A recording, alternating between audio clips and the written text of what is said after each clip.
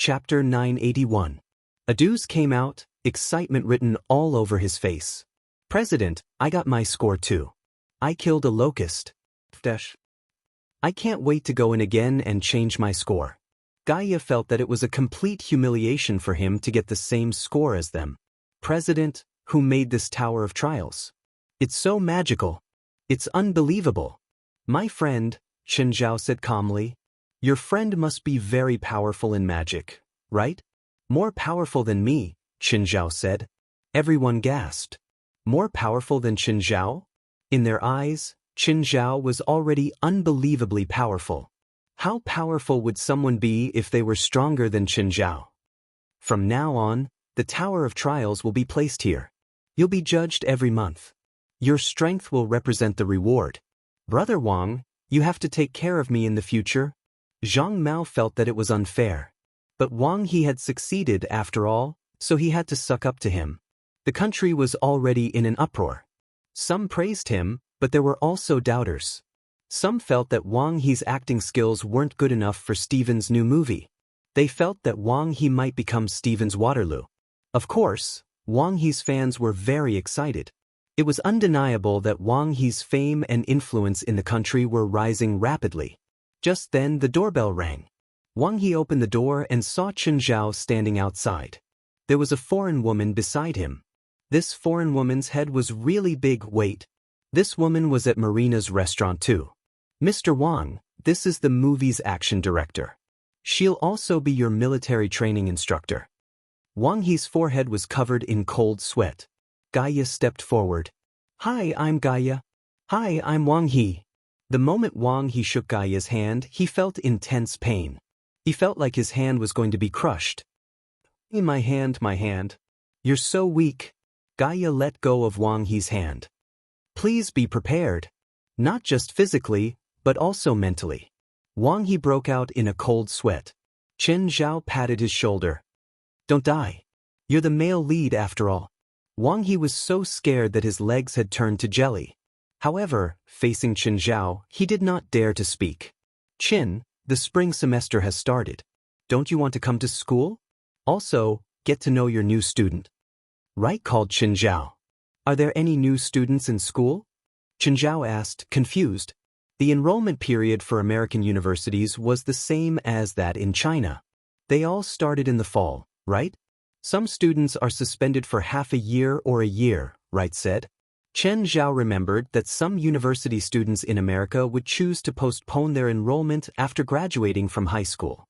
They might take a break from school for half a year or a year to travel and have fun before considering enrolling. This kind of situation was very common among high school graduates. Any students want to learn Chinese medicine? Chen Zhao asked. Although Chinese medicine has gradually been accepted by Western society, the number of people learning Chinese medicine is still small. In order to learn Chinese medicine, some students went to China to study abroad. After all, compared to foreign universities, Chinese medical schools have more specialized Chinese medicine subjects and research. You have to take 4 students, right said. One is an exchange student. Okay, give me their contact numbers. Chen Zhao arrived at UCLA. Because it was the new semester, the school was very busy. The parking lot was already full. Chen Zhao looked around and parked the car in a temporary spot again. If he did not park here, the nearest parking lot would be 3 kilometers away. After getting out of the car, Chen Zhao walked into the school. Hello, student. A voice sounded from behind him. Chen Zhao turned around and saw a pretty girl. Chen Zhao was quite happy to be mistaken for a student. At least it meant that he looked young. How can I help you? Did you sign up for a club? Are you interested in the boxing club? Chen Zhao rolled his eyes. Not interested. Okay. Chen Zhao did not expect the girl to be from the boxing club. He had never seen her before. Was she new? But was the boxing club that short of people? Why was it recruiting people everywhere? Boxing had always been a popular sport in America, so there were always quite a few people in the boxing club. Hi, Chen. Chen Zhao had only taken a few steps when he saw Evely walk over from the distance. Evely, why are you here? You sound like I shouldn't be here. Evely rolled her eyes. I'm still a student here and I haven't graduated yet. Oh, Chen Zhao answered. His brain hadn't figured it out yet. Chen Zhao thought that Evely was a full-time athlete now. He had completely forgotten that she was a student. Also, I'm your student, one of them. What? Chen Zhao's eyes widened. He looked at Evely in shock. You want to learn Chinese medicine? Is it weird? Of course it's weird. Why do you want to learn Chinese medicine? You're a swimmer now, a legend in the swimming world. If Phelps was a legend in the swimming world, then Evely was a myth. She was the holder of many world records. After the World Championship All-Star Invitational, she had also participated in other events. She was now the world champion in all the short and medium distance freestyle events. She held the world records for the 100m, 200m, 400m, and 800m events. She was also the world record holder for the 800m event as a woman. The World Championship only starts in August. Before that, it's boring training. I don't want to waste time on training, especially the kind that's very inefficient. You're close to your limit now. I'm afraid that normal training won't help you improve. Evely trusted Chen Zhao's judgment. In the past few matches, her results had been maintained at the previous record. She hadn't improved at all. When will you train me again? If I have time. Do you know the other 3 Chinese medicine students? Chen Zhao asked. Evely did not know either. Let's go see our classroom. Every subject had its own classroom, even if there were only 4 students. Chapter 982. Chen Zhao sat on the desk while Evely sat on the chair beside him. The two chatted. A scream came from the door. A girl stood there. The scream came from her. Chen Zhao and Evely turned to look at the girl. The girl covered her mouth and pointed at Evely. Are you Evely? Hello, Senior Evely. The girl tried to calm herself down. I'm Maggie. Chen Zhao flipped open the name list. Maggie, right? Come in. You're your intern tutor for this semester. Have you learned Chinese medicine before? Hello, Professor. I'm Maggie. Maggie was an ordinary girl. I've published 2 Chinese medicine theses before. I have some understanding of it. Chen Zhao nodded. It seemed that Maggie had some foundation. She wasn't a freshman. You weren't originally a UCLA student, right? I transferred from Riverside, Maggie said. Maggie said. Then she looked at Evely. This made Chen Zhao suspect that Maggie had transferred because of Evely. However, this was normal.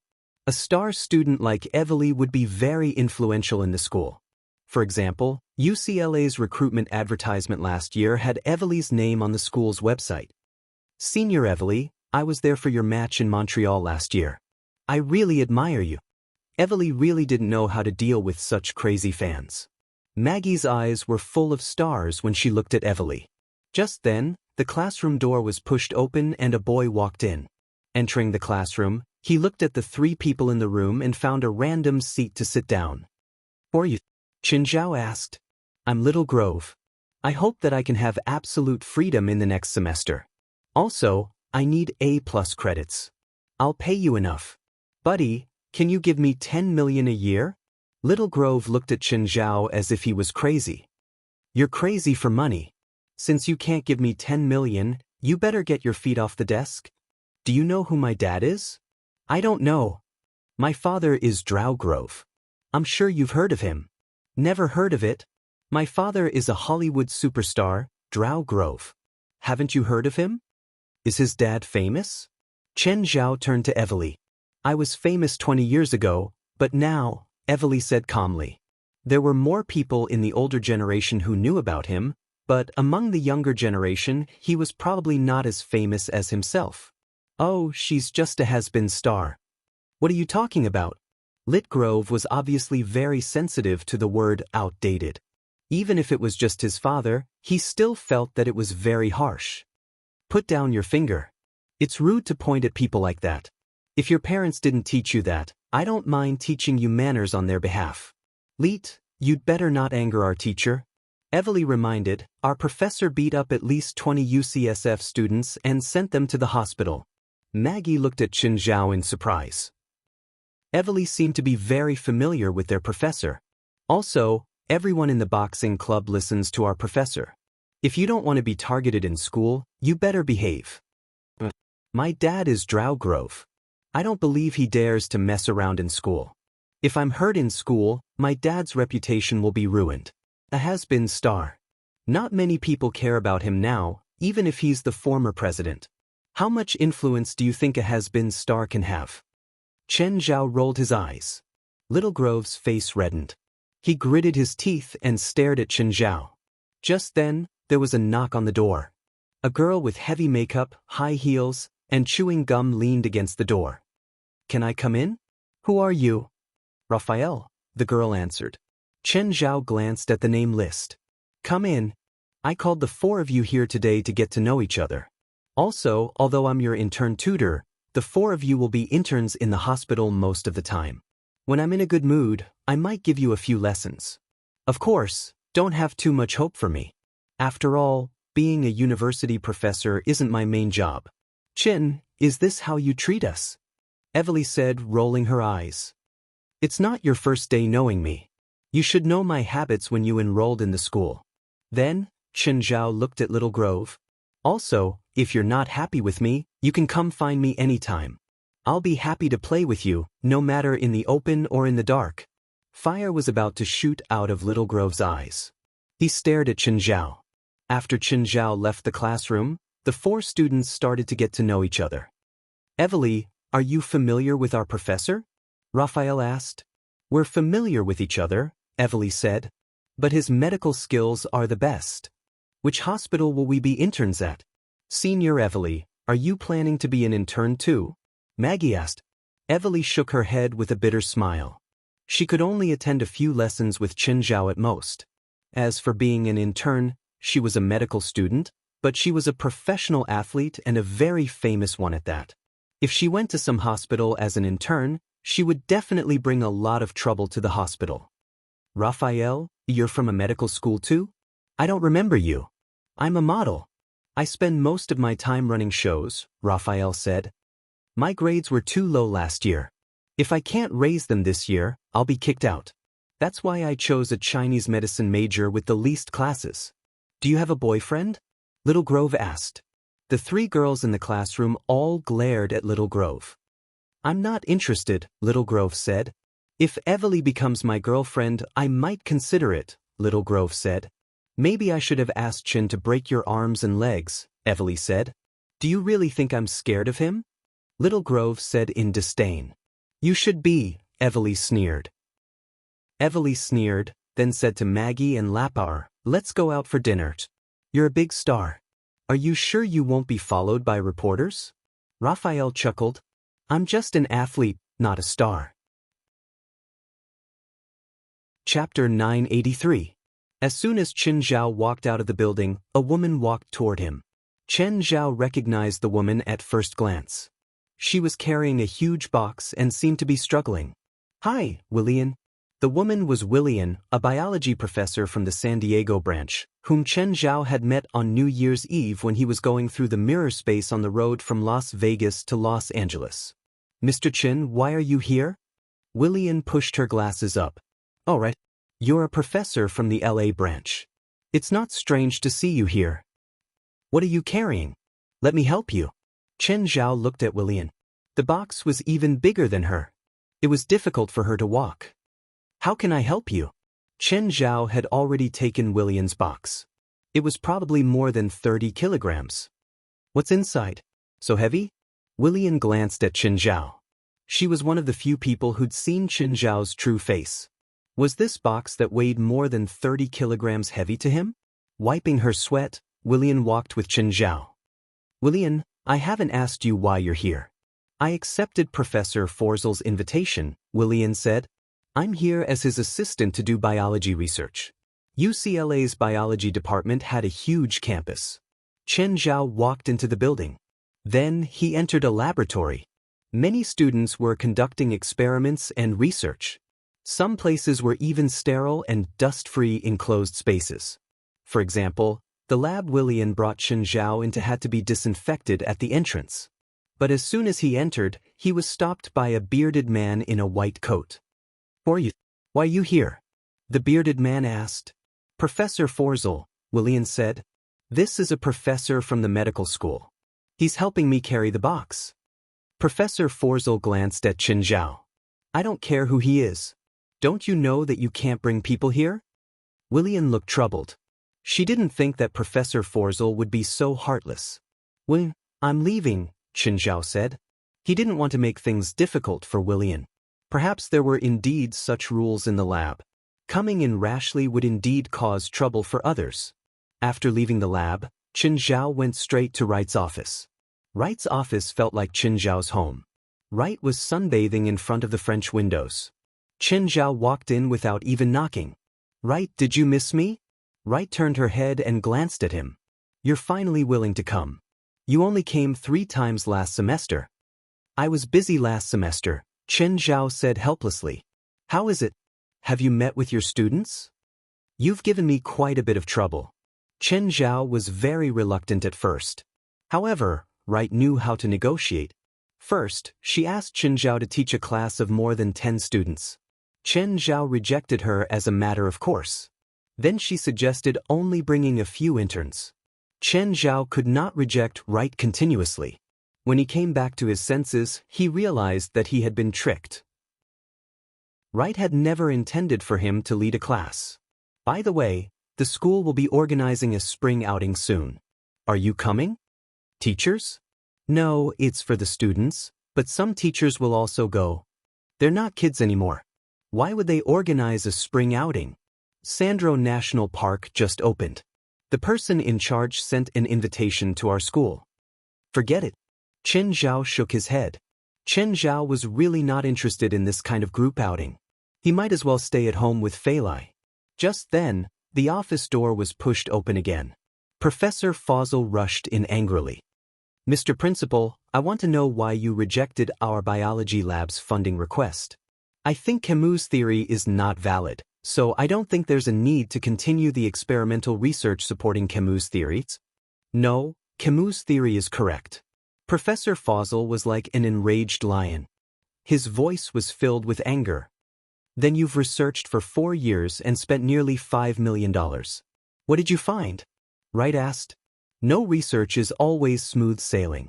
Camus' theory needs more support, more research funds, and more equipment. If you can give me your absolute support, my research would have produced results a long time ago. This is not my fault, and it is not Camus' theory that is wrong. I need some results, but you don't have any at all. How am I supposed to continue supporting your research? The school's funding doesn't come from nowhere. I can't endlessly support a research that's filled with uncertainty. Wright was determined. If she didn't support, then she didn't. Wright was a very practical person. If she thought a research project was a waste of time, she wouldn't continue supporting it. You'll regret it. I'll prove that I'm right. I'll prove Camus' theory is correct, Professor Forzel roared. Even if you don't support me, there will be people who will. Many companies are willing to spend money to support my research. Then you can find those companies to support you, Wright said nonchalantly. Don't regret it, Professor Forzel said angrily. Then he slammed the door and left. What's Camus' theory? Qin Zhao asked curiously. Professor Forzel once had a mentor called Camus. At an international biology conference, Camus presented his theory to the audience, but he was mocked by his peers. Camus then committed suicide in anger, and Forzel took over Camus' research, Wright said. Wright said, Camus' theory is to use drugs to stimulate the brain's neurons to increase the brain's intelligence. Sounds reliable, Qin Zhao said. You're not a biologist, so you don't understand the risks. Brain neurons are too complicated, and Forzel's research is too radical. He once asked the school to provide him with human corpses for research. How does the school provide corpses? Does our school have such a service? When people die, they donate their corpses to medical research institutions. Our school can also apply for it, Wright said. But our school can only apply for it from the medical school's laboratory. Laboratories outside the medical school are forbidden from using humans for experiments. Chapter 984. Has Professor Forzel always been this hot-tempered? William asked in a low voice, pulling a student aside. Sounds of smashing could be heard in Professor Forzel's office. No, Professor Forzel used to be a very gentle person, the student said. It seems that the lab's funding hasn't been approved recently, so Professor Forzel has had a few arguments with the school. Forzel was currently destroying everything he could. Just as he was about to smash his computer, he stopped. The things in the computer were too important. Just then, Forzel's phone rang. Professor Forzel, I heard that the school rejected your funding request. How about it? Do you want to consider my funding? I can give you more funding. The annual funding is 10 times what UCLA has given you in the past few years. I'll also give you the best equipment and even the best assistants. Forzel listened to the unfamiliar voice on the phone. He hesitated. Over the past few years, this person had been calling him. However, Forzel had always rejected him. This time, however, he was really shaken. What do I need to pay? Forzel asked. You don't need to pay anything. You just need to continue your research, the person said. Also, I can provide you with experimental subjects. Not just the dead, but also living people. Forzel's expression changed drastically. The person continued, you also know that any biological or medical experiment requires clinical trials in the end. You'll never get results if you keep experimenting with mice. Even using corpses is meaningless. You can only get the final data on living people and prove chemo theory. Just then, a fat man came into the lab and pushed open the door to Forzel's office. Nicholas, what are you doing here? Forzel looked at the fat man in front of him in an unfriendly tone. I've been informed by the school that your lab will be disbanded. The students who interned with you will also be assigned to other labs. No, you don't have the right to do that, Forzel shouted. I indeed don't have the right, but the principal does, Nicholas said. I think you need to prepare and file the experimental data. I'll bring some people to clean up the lab tomorrow. Nicholas did not want to talk nonsense with Foslier, so he directly stated his purpose of coming and left. Foss stared at Nicholas back, his eyes blazing with fury. You will regret this. Hello, Mr. Waltz, I'm Chen Zhao. Tim Waltz was surprised that Chen Zhao would call him first. Hello, Mr. Chen. How can I help you? I have a few students who are going to do their internship, so I want them to become interns at Chantilly Hospital. No problem. How many internship slots do you need? Ever since Chen Zhao saved his son, Hoffman, his physical condition had improved greatly. Tim Waltz had always kept this in mind. However, he usually couldn't help Chen Zhao much. Now that Chen Zhao had taken the initiative to ask for a few internships, he obviously wouldn't reject. 2 or 3, Chen Zhao said. Chen Zhao had guessed that Evely wouldn't become an intern. It wasn't because Evely wasn't capable enough, but because of her special identity.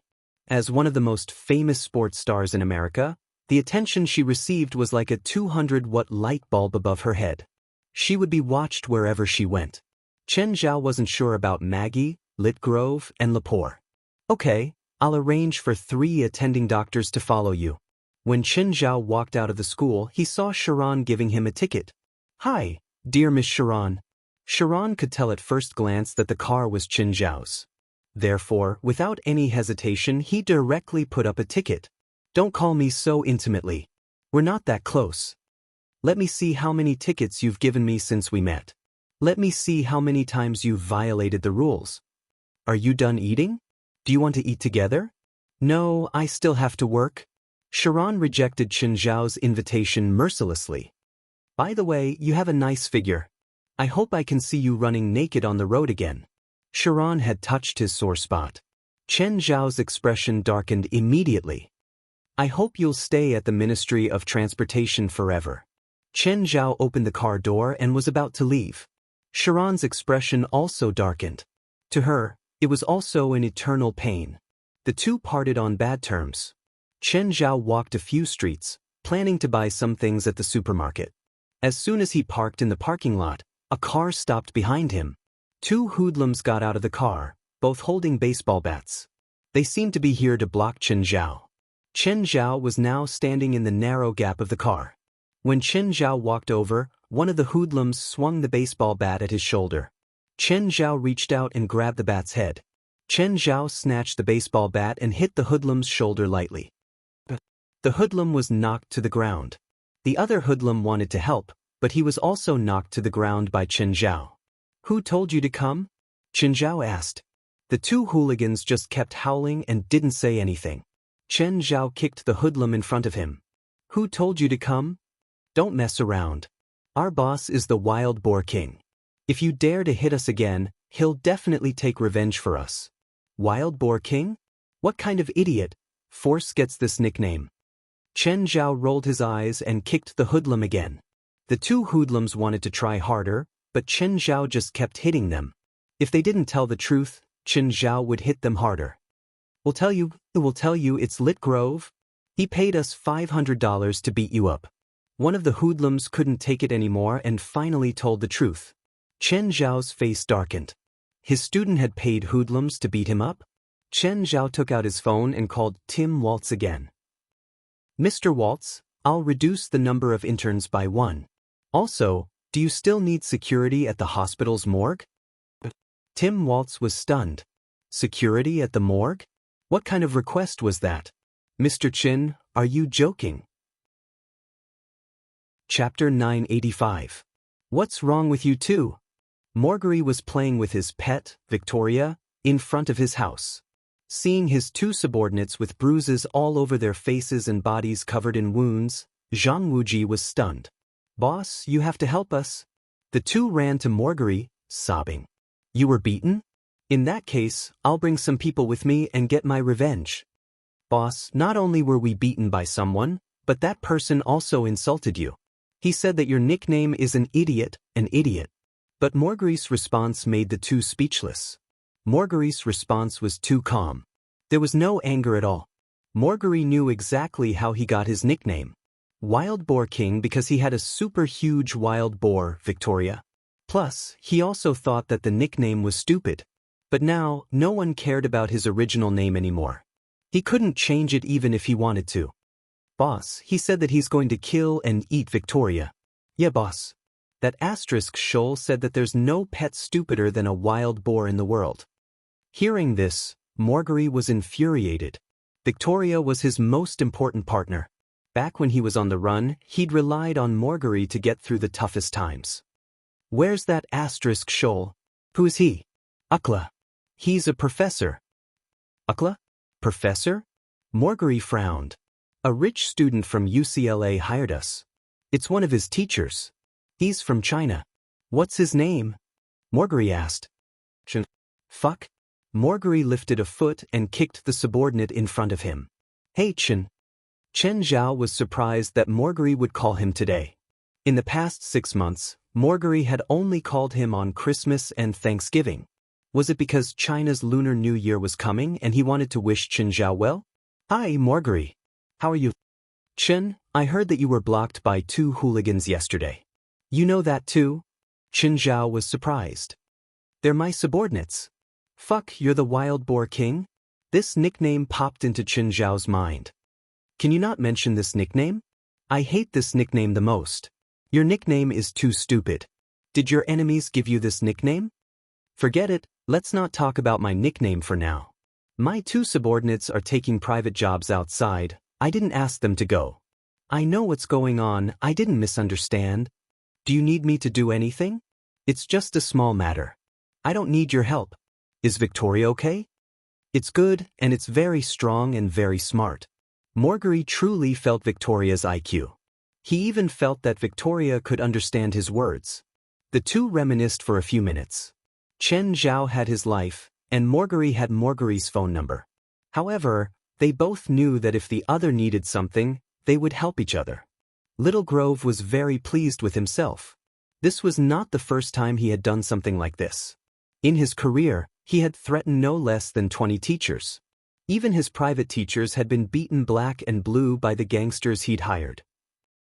With a few hundred to a few $1,000s, he could achieve his goal. Before being attacked, the teachers were still very tough. But after being beaten up by the people he'd hired, they all behaved like cowards. Little Grove, we already taught that Chinese a lesson according to your request. When are you going to pay? Send me your account number. I'll transfer the money to you now. I have a shit account number. I'm still wanted by the police. I need cash. Fine, where are you? Little Grove said nonchalantly. I'll go over and give you the money. It was not the first time he'd found these two gangsters, so he did not think much of it. Then, the gangsters gave him the address. Little Grove drove there, but when he arrived, he saw the two gangsters lying on the ground. He found two hooligans lying on the ground, bruised and bleeding all over their bodies. Gauss, Piolio, what's wrong? Little Grove hurried over to check on them. Just then, the car door opened and Chen Zhao alighted. Hi, Little Grove. What a coincidence. You're here too. When Little Grove saw Chen Zhao, his expression darkened. Why you here? Chen Zhao's face was full of smiles. Tomorrow, all the major entertainment media in Hollywood will receive a piece of news. Lit Grove, the son of the famous movie star Drow Grove, hired an assassin to murder his university tutor. Little Grove's expression turned furious. You're slandering me? Chen Zhao walked to the two gangsters on the ground and kicked them. It's your turn. That's right. Little Grove hired us to kill you. You're slandering me. Yes, I'm slandering you. Smiling, Chen Zhao looked at Little Grove. But who knows? As long as the two of them testify, it's enough. You don't have direct evidence. I don't need direct evidence. You've transferred money to their bank accounts at least 5 times, and they've helped you beat up at least 5 teachers. I can find 5 of your former teachers and get them to testify in court. When the time comes, your father's reputation will be ruined, and you will spend more than 10 years in prison. I'll arrange for you to be locked up in a gay black cell. I think 10 years should be enough time for you to change your sexual orientation. I'm not going to kill you. You can't do this to me. Little Grove was completely flustered. Gauss, Piolio, you can't do this to me. I'm your friend. Gauss and Piolio covered their heads and didn't answer Lit Grove. Yes, they were good friends with Little Grove, but they didn't want to die. The consequences of offending the Wild Boar King were far more severe than offending Little Grove. To put it bluntly, Little Grove's family only had some money. They couldn't do anything to them. But the Wild Boar King was different. He was the boss of the biggest gang in LA. If they offended the Wild Boar King, they might be thrown into the sea to feed the sharks tomorrow. Gauss, Piolio, Little Grove said agitatedly. If you commit perjury, you'll go to prison too. Chapter 986. You can't do this. You're a teacher? How can you frame your own student? Ritter Grove stared at Chen Zhao, terrified. Of course I can do that, and I'm going to do it soon. Chen Zhao looked at Lit Grove with a smile. Don't do this. Ritter Grove was finally scared. He realized that the man before him was even crueler than him. He'd wanted to find someone to beat him up. But Chen Zhao wanted to destroy him. Chen Zhao's smile made him feel cruel and cold. I like obedient students. I'll listen to you, I'll listen to you. I won't go against you anymore. Really? Really? Chen Zhao smiled. You'll listen to everything I tell you? I will, I promise. Ritter Grove nodded hurriedly. Remember your promise today. Chen Zhao patted Ritter Grove's shoulder. I remember. I've arranged an internship for you, Chen Zhao said. I accept, Ritter Grove said hurriedly. That's a good kid. Chen Zhao patted Ritter Grove's shoulder. In Ritter Grove's eyes, Chen Zhao was a complete demon. Let's go. We'll go to your internship now. Ritter Grove sat in Chen Zhao's car. Chen Zhao glanced at the two hoodlums. If I call you, turn yourself in and tell the police what I told you. Ritter Grove's face was pale. He was completely regretting it now. Why did he have to provoke Chen Zhao? When they arrived at Chantilly Hospital, Ritter Grove was somewhat surprised. He'd thought that Chen Zhao would arrange some hard job for him. It turned out to be Chantilly Hospital. It was the best private hospital in LA. Of course, the word private could be removed. It wouldn't be an exaggeration to say that it was the best hospital in LA. The best hospitals in America were all private hospitals. Medical students who wanted to intern would basically be assigned to public hospitals. Without some ability, it was very difficult to get into a private hospital for internship. To be able to enter a private hospital, one had to have such good grades that the person in charge of the hospital took the initiative to hire them. The internship period of such students was far shorter than that of ordinary students. There was another type of person who had a strong background and used connections to get an internship in a private hospital. Little Grove followed Chen Zhao to Dean Kahiri's office. "Hi, Mr. Chen, you're here." Kahiri greeted him warmly. "Dean Kahiri, Mr. Waltz has already told you, right? My student needs some internship work." "Yes, I did." Kahiri nodded and glanced at Lit Grove behind Chen Zhao. "This is?" "He's one of my students, Lit Grove," Chen Zhao said. "Is the contract ready?" "Yes, of course." Kahiri met Chen Zhao's gaze. He took out a contract and handed it to him. "After you sign this contract, you'll be an intern here." Just as Lit Grove was about to read the contract, Chen Zhao yelled, "Hurry up, don't waste my time." Lit Grove only saw that he was a follower of a doctor called Tarag. He didn't have time to read more of the contract. "Mr. Dean, if he breaks any rules in the hospital, please inform me immediately. I'll make sure he receives the punishment he deserves." "Of course, Mr. Chen. I'll help you take good care of this kid. Let him be on duty tonight." "No, from now on, he'll be on all the night shifts," Chen Zhao said. "What?" So it was a private hospital for him. Lit Grove didn't think much of it. He'd thought that it would be some difficult job. Wasn't it just the night shift? It wasn't difficult at all. Maybe he thought that the night shift would make him retreat. He'd really underestimated himself. Kahiri took out his phone and dialed a number. "Tarag, there's an intern here. Come and take care of him. He'll be interning with you." Not long after, Lit Grove saw a gloomy man walk in. Tarag glanced at Lit Grove. "Is it this kid?" "Yes, and he'll be in charge of the night shift." Kahiri handed Lit Grove's contract to Tarag. Tarag looked at Lit Grove in surprise. "Kid, come with me." "Hello, Dr. Tarag. I'm Lit Grove. Which department are we in charge of?" Lit Grove took the initiative to greet Tarag. "Which medical department did you study in school?" "I mainly studied surgery." "Then why were you assigned to my department?" "Which department are we in?" Lit Grove asked. "Cadaveric department. Also, you're our security guard." This department was mainly responsible for confirming the patient's death certificate. For example, when a patient died, the doctor in the cadaveric department would confirm the death and issue a certificate. Then, the body would be sent to the morgue. As for security, they had to patrol the morgue every once in a while. "What?" Lit Grove was dumbfounded. "Don't joke around." "I'm not. Don't you know what you're here for?" "I quit," Lit Grove said angrily. "I'm leaving. I won't accept this kind of job." He finally understood Chen Zhao's intention. Tarag was not surprised by Lit Grove's reaction at all. Fine. Tarag did not stop Lit Grove. Lit Grove returned to Kahiri's office, flustered and angry. "Dean, I'm quitting. I'm quitting." Lit Grove stated his intentions directly. "Sorry, my kid. You might not be able to quit," Kahiri said with a smile. "You signed a contract. You must follow it." "What contract?" "I'm an intern. I signed an internship contract." "No, it's a labor contract. The hospital will pay you a year's salary in advance. If you quit during the contract, you'll have to pay a penalty. It'll be 100 times your salary." "How much is my salary?"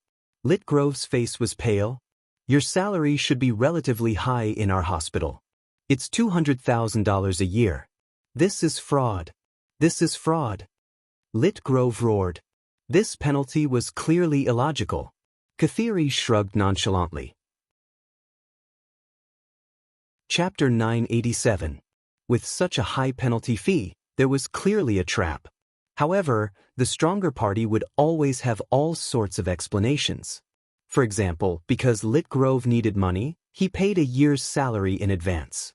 In order to prevent Lit Grove from breaking the contract, he set the penalty fee at a high price. That explanation made sense too. The main thing was who was stronger. If Lit Grove was stronger, he could use the contract to sue the hospital for fraud. "I'm going to sue the hospital." Lit Grove regretted it as soon as he said it. Chen Zhao still had something on him. If he had to face 2 lawsuits at the same time, he would definitely lose. Once Chen Zhao sued him for attempted murder, he would be in a very passive position. As the director of the hospital, Kahiri obviously knew better. If it wasn't for safety reasons, he wouldn't give such a contract. Kid, you should read the contract carefully next time, Katheri said, smiling. Mr. Chin, please let me go. Please let me go. I won't dare to go against you anymore. The sky was already dark. Lit Grove called Qin Zhao and begged him to let him go. Only if Qin Zhao let him go would he be able to free himself. Otherwise, he would be accompanied by corpses for the rest of the year. Be a security guard at the hospital or go to jail, Qin Zhao said. Choose. Let him go? How could he let him go so easily? Lit Grove begged a vengeful person to let him go. He was destined to get nothing. It seemed like Qin Zhao had given him two choices, but in reality, Lit Grove didn't have a choice. He could either be a security guard or go to jail. Hey new guy, come here. It's time for work. Lit Grove's face was pale. I'll be here. I'll watch the place. Remember, you have to patrol once an hour. Why do I have to patrol? It's full of dead people. Do you know about the Veil Act? Lit Grove shook his head, indicating that he hadn't heard of it. There was once a man named Will. He was sent to the morgue because he faked his death, but he came back to life in the morgue. However, because he did not receive effective treatment in time, he died in the morgue. The surveillance cameras recorded the whole process of his death, so the International Medical Organization later established an international convention that the morgue of a hospital must have personnel on duty, and they must patrol it on time. Lit Grove agreed verbally, but he thought that no one would know as long as he sat outside when he was on duty. He would not enter the morgue even if he was beaten to death. He did not want to see the dead. Other than guarding the morgue, Lit Grove also had to register the dead that were sent from the hospital. It wasn't a good feeling. Little Grove felt like he would lose interest in meat. After midnight, Ritter Grove grew more and more uneasy. Just then, two people in protective suits with their faces covered came from outside. One of them walked up to Little Grove. Where's the registration form? Lit Grove glanced at them. Who are you?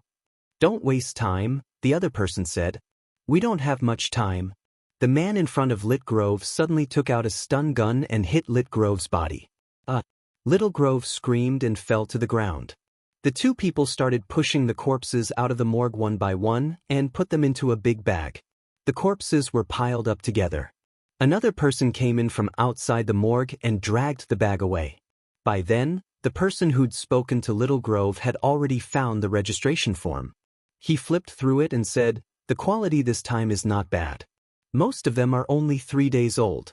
Tell the big idiot to be gentle. Don't damage our goods." Should we get rid of this person? No need. We're not here to kill people. Early in the morning, Chen Zhao was woken up by a phone call. He picked it up and heard Kashili's voice. Mr. Chen, something happened to your student. My student? Chen Zhao was still confused and did not understand. You mean Little Grove? What happened to him? Last night, a group of body thieves came to the hospital and stole 12 corpses from the morgue. What happened to Little Grove? Chen Zhao sat up abruptly. He was electrocuted and is receiving treatment now, but his mental state is very bad. He was too shocked. Are you sure he didn't direct it himself? Chen Zhao asked. I don't think so. According to the police, it's not a single case. There have already been 3 body thefts in LA. I'll go to the hospital now, Chen Zhao said. Regardless of Chen Zhao's personal grudge with Little Grove, he couldn't just stand by since something had happened to his student. When Chen Zhao arrived at the hospital, Little Grove was curled up in bed. What happened last night had given him quite a fright. Maggie and Raphael were also in the room, visiting their classmate. Little Grove, I'm here to see you, Chen Zhao said. Get out of bed. Maggie and Raphael had already found out from Little Grove that Chen Zhao had done. However, Little Grove clearly hadn't explained things clearly. They didn't understand how Chen Zhao had coerced Little Grove into becoming a security guard in the morgue. Both of them looked at Chen Zhao with a strange expression. They both knew about the conflict between Chen Zhao and Little Grove on the first day of school. However, Chen Zhao's method of revenge was truly new to them. Get out. Chen Zhao saw that Little Grove was still curled up in bed. Little Grove really didn't want to see Chen Zhao. He poked his head out and looked at Chen Zhao. Mr. Chen, I'm really uncomfortable right now. I need to rest. I'll give you a few days off. Tell me what happened last night. Mr. Qin, you really didn't send those people to mess with me? Even if Qin Zhao wanted to mess with Little Grove, he wouldn't make such a joke. Stealing someone else's corpse was too much of a joke. Do you have some misunderstanding about me? Misunderstanding. Little Grove didn't think that there was any misunderstanding between him and Qin Zhao. Mr. Chen, I don't want to be a security guard in the morgue anymore. I know I was wrong. Please let me find another internship. Chen Zhao chuckled. We're all adults. Everyone has to take responsibility for what they've done. I was just impulsive. Chapter 988. My mental state is very bad. I need to rest. This is a reasonable request. Lit Grove was also a medical student. He also knew under what circumstances he could rest. Smiling, Qin Zhao looked at Lit Grove. You won't have a chance. Unless you die here, don't even think about escaping from your post. Lepore and Maggie both looked at Qin Zhao. They didn't expect Qin Zhao to be tougher than they'd imagined. At first, they'd thought that Qin Zhao would at most teach Lit Grove a lesson and let him know fear. After this incident, Qin Zhao might let Lit Grove go. But Qin Zhao didn't show any mercy. Don't think about getting diagnosed with some mental illness. You can't escape. Lit Grove's face was ashen. He'd indeed thought of that. But Qin Zhao had blocked his last way out. Rest well for 3 days and then return to your post. Lit Grove was in great pain. Qin Zhao was completely torturing and destroying him. But he couldn't do anything about it. Qin Zhao patted Lit Grove and turned to leave. After leaving the ward, Qin Zhao went to the surveillance room. He pulled up the surveillance footage from the morgue last night. Lit Grove had spent most of his time playing with his phone outside the morgue.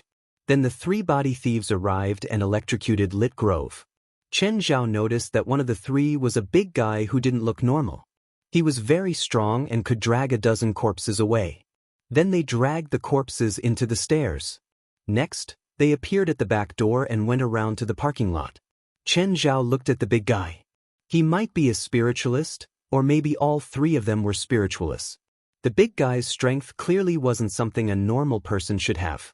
Their motive for stealing the corpses was also a mystery. What could the corpses be used for? They were usually used for medical research. If they just died, the organs could be removed and transplanted to someone else. But when the 3 stole the corpses, some of them had already been dead for 2 or 3 days. Obviously, they couldn't be transplanted. Therefore, Qin Zhao naturally thought that it was either a research institute or a place to practice black magic. Apart from these 2 possibilities, Qin Zhao couldn't think of anything else. David, I want information on a case. Can you help me look it up? What case information do you want? Recently, there have been 3 cases of body theft from hospitals in Los Angeles. I want to know the details of these 3 cases. Is this case related to the supernatural? I'm not sure. But one of my students is involved, so I want to confirm the nature of this case. All right, I'll help you look up some information. Maggie, Raphael, do you have internships in the hospital? Qin Zhao asked. Teacher, I need it, but I don't want to go to the morgue, Maggie said. Ever since Lit Grove was tricked, Maggie didn't dare to agree easily. Of course, she hoped to get an internship. In particular, a private hospital like Chantilly had a good environment and high treatment. If she could get an internship here and get an invitation from the hospital after the internship, then her years of studying medicine would not be wasted. Don't think that every doctor is trying to benefit society or humanity. Many students' initial goal is to earn money or stand out. No one is more noble than the other. A profiteer doctor might not be worse than a doctor with lofty ideals. No problem, Qin Zhao said. Which department do you want to intern in? The surgery department, Maggie said. Sure, I'll arrange it for you. Qin Zhao looked at Raphael. Raphael, do you plan on interning here? Teacher, I'm an amateur model right now. I'll probably spend most of my time on fashion shows. I understand, Qin Zhao said. I don't object to you becoming a model, but I won't lower my requirements for the final exam. If you don't get enough points, it'll be hard for you to get my signature. Yes, I understand. It was a student's choice to enter any industry. But as a teacher, Chen Zhao definitely hoped that his students' scores were up to standard or excellent. Without enough points, Chen Zhao wouldn't give Raphael special treatment. This was his responsibility to both parties. Although Chen Zhao had been very reluctant when he accepted the job, he knew that he had to be responsible. Chen Zhao had accepted the job unwillingly, but since he did, he had to be responsible for his own work. Chen Zhao asked for another internship from Kahiri and arranged for Maggie to come in. Raphael didn't ask her. If she wanted to be a model, then so be it. Hey, Raphael, do you have time for the 3 days after tomorrow? Hyson, is there an event? Hyson was Raphael's guide and her manager. Whenever Raphael had a fashion show, Hyson would arrange it for her. Hyson was quite famous in the modeling industry. He managed more than 10 models under him. Of course, most models were like Raphael. They were all 3rd or 4th tier models, but Hyson had a lot of connections. There were benefits to signing with a small model. It was easier to control a small model. At the same time, a small model's commission was higher. The most the famous model's commission would be 15%. But for a small model like Raphael, it was at least 30%. This is a good opportunity. The Baroness is going to shoot a promotional video. It'll be directed by the famous director, Mr. James. You must be fully prepared in these 3 days. Raphael's eyes brightened. Director James. Of course she knew who Director James was. He was a new upstart director in Hollywood. The movie Animal Mart had made James famous. The movie hadn't been released yet, but the box office had already reached a high. Every girl wanted to be famous. Raphael was no exception. Any model wanted to enter Hollywood and become a Hollywood star. However, it was harder for a model to become famous than an actor. Because Hollywood had never been fond of models, being able to act as a pretty face and appear in a movie for a few minutes was already very difficult. What do I need to prepare? Diet, exercise, and then change into a pretty outfit. I'll pick you up the day after tomorrow for the interview. Diet and exercise were part of a model's daily routine. Chapter 989. Professor, can you lend me some money? Chen Zhao was very surprised to receive Lepore's call. If some students had financial difficulties, Chen Zhao didn't mind helping them. However, Lepore was definitely not a poor student. In the few times Chen Zhao had interacted with her, all of her clothes were branded. It would cost at least $2,000 or $3,000, not including her makeup. Chen Zhao was rich, but he didn't need to buy luxury goods for his student. How much do you need? $10,000. Give me a reason to lend you money. I can pay you back. I'll pay you back $20,000 in a month. Whoosh, Chen Zhao didn't even dare to borrow such high interest. This was usury. Chen Zhao might even lose his professorship and go to jail because of this. As long as Lepore reported it to the school or the police, Chen Zhao wouldn't be able to explain himself. Even if Chen Zhao didn't care about his professor title, he didn't want to take the risk of being a scapegoat. That's not a good reason. Professor, what do you think I should do? What do you need money for? I have an interview the day after tomorrow. It's very important to me. I need to buy makeup and clothes, Lepore said directly. You've been a model for a long time, right? Don't you have any savings? Models weren't high-income people, but they shouldn't be low. Chen Zhao had learned about the market from chatting with Zola before. Normal models could earn $300 to $500 per show. Although they couldn't walk every day, they could still have a few shows per month. Most shows didn't have any rehearsals. They would only be given a schedule and the show would be completed in less than an hour. Only high-end shows like Baroness would hire models to rehearse for a few days. Models with slightly better conditions might even have 2 or 3 shows per day. A show wouldn't be held in one venue. Instead, they would walk back and forth on the runway. This was called a show. They might even have to do several shows in the same show. Models' fees were the same. One show would earn them some money. Chen Zhao guessed that Lepore was a senior model. She wasn't famous, but she had been in the industry for a long time. Therefore, there should be quite a number of job opportunities. At the very least, he should have some savings. I don't have any savings. My monthly income is about $20,000, which is just enough for my expenses. Unfortunately, my credit card maxed out this month, so I need some money for emergencies, Raphael said. Do you need to spend $10,000 for an interview? Of course it's worth it. Send me a letter of guarantee. I'll lend you the money without any interest. As long as you can get at least A/B+ on the monthly test, I'll lend you the money. If you can't get A/B+ or above on the monthly test, you'll have to give up your modeling work for a while and attend tutoring classes. Sure. Laper's academic performance was quite good, so she felt that it wouldn't be difficult to get A/B+ as long as she worked a little harder. Then he received an electronic guarantee. Chen Zhao transferred the money over without hesitation. Raphael got the money, and his face was full of joy. After all, in this day and age, it was easy to borrow money, but it was extremely difficult to borrow money without paying a price. For example, her agent, Hyson. Although Hyson was very capable and well-connected, he wasn't a kind person. Borrowing money from him was like sending a sheep into a tiger's mouth. Just then, Hyson's call came. Raphael, do you need money? If you need it, I can lend it to you. No need, Hyson, Raphael said. I have money. Fine. If you need it, I can lend it to you anytime. After all, you're my general. Thank you, but I really don't need it. Hyson really felt that it was a pity. Recently, he had been looking for a chance to control Raphael. Unfortunately, Raphael was very smart. Normal moves were almost useless against her.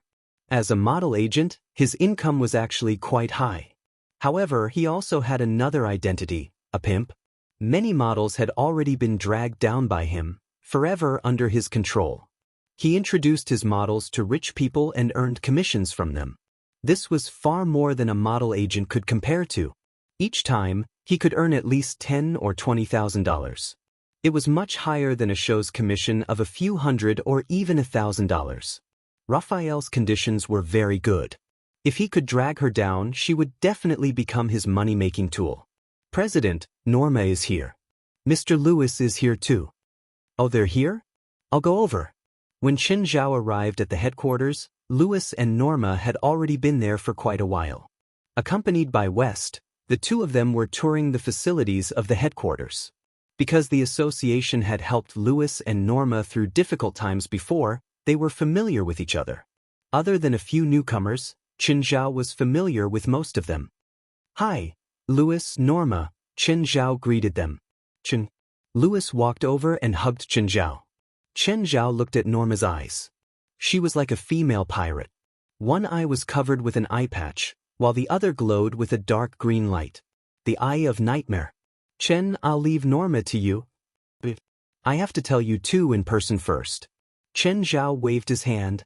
First, the supernatural organization often encounters dangerous missions and operations.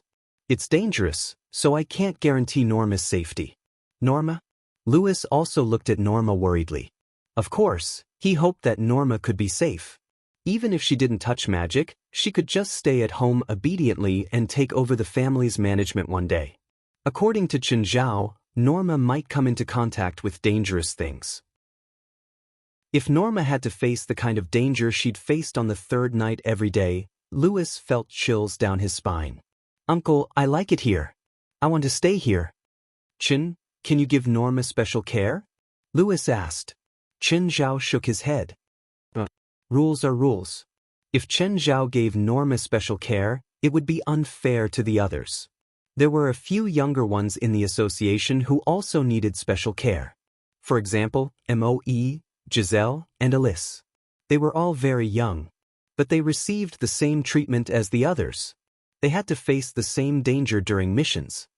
Mr. Chen, I can be like the others, Norma said. Chapter 990. Go and evaluate your magic level and power, Chen Zhao said. Go and evaluate your strength. President, Norma's already done a magic power evaluation. Norma raised the red ring on her hand. Chen Zhao was surprised. B, not bad. How much magic power? 380, Norma answered. Wear this ring. Chen Zhao gave Norma another ring. This ring is? Norma was confused. Was it the rule of the supernatural organization that one had to keep receiving rings after joining? But Norma still wore the ring. Follow me. Chen Zhao brought them to the Tower of Trials. He realized that there were people on the second floor. Before Chen Zhao could ask, a beam of light shot out from the door. Then Gaia fell to the ground. Phew. Chen, you're here. You've passed the first floor?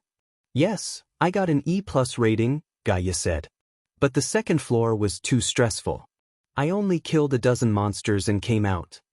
Chen Zhao easily passed the second floor. He didn't feel any pressure. Hi, Miss Gaia.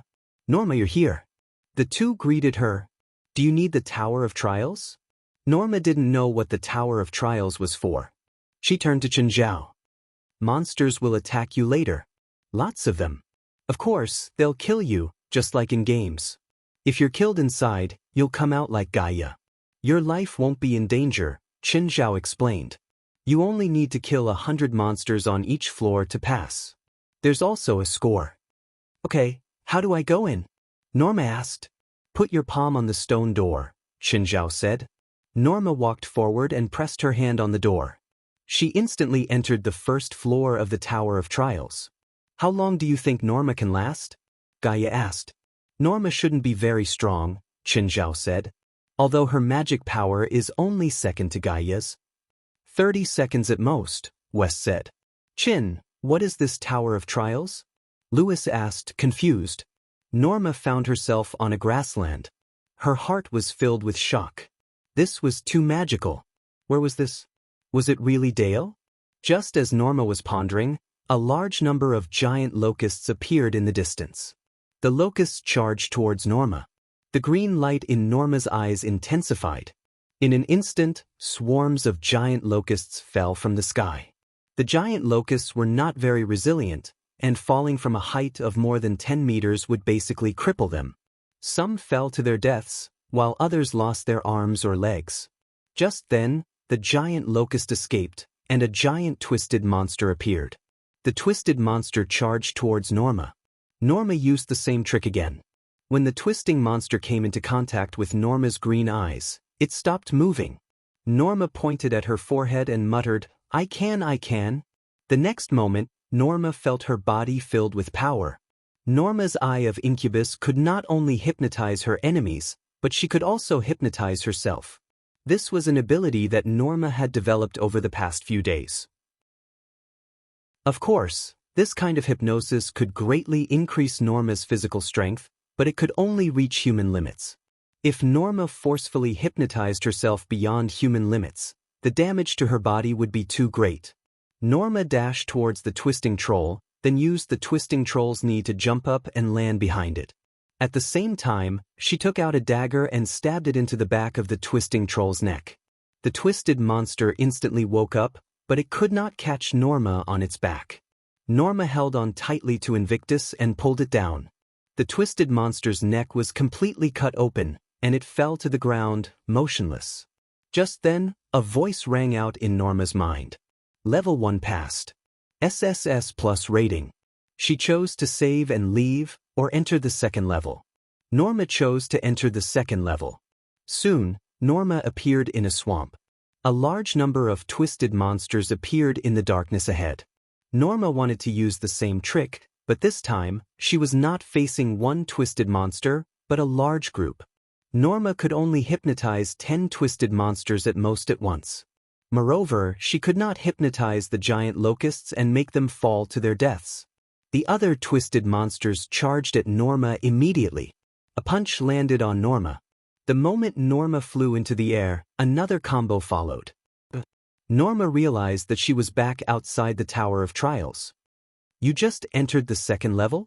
Chen Zhao looked at Norma in shock. What? You entered the second level? West was also shocked. What's your rating? 3S+. Everyone's jaws dropped. In the end, they all looked at Chen Zhao. Even Chen Zhao had entered the second level with an F+, but Norma had passed the first level with such a high score. Was Norma stronger than Chen Zhao? What about the second level? Chen Zhao asked. I didn't kill a single monster on the second level, Norma said. The monsters on the second level are too strong. I couldn't hypnotize too many of them, so I failed almost instantly. Everyone heaved a sigh of relief. It seemed that she had only passed the first level because of her magic. Does your Eye of Nightmare have any restrictions on enemies? Chen Zhao asked. I can only hypnotize enemies who are weaker or close to me. If they're stronger than me, the effect will plummet. Try it on me. Norma sent a hypnosis spell at Chen Zhao, but it had no effect at all. President, you have no effect at all, Norma said. Yeah, I'll try it too, Gaia said. Norma also used hypnosis and then shook her head.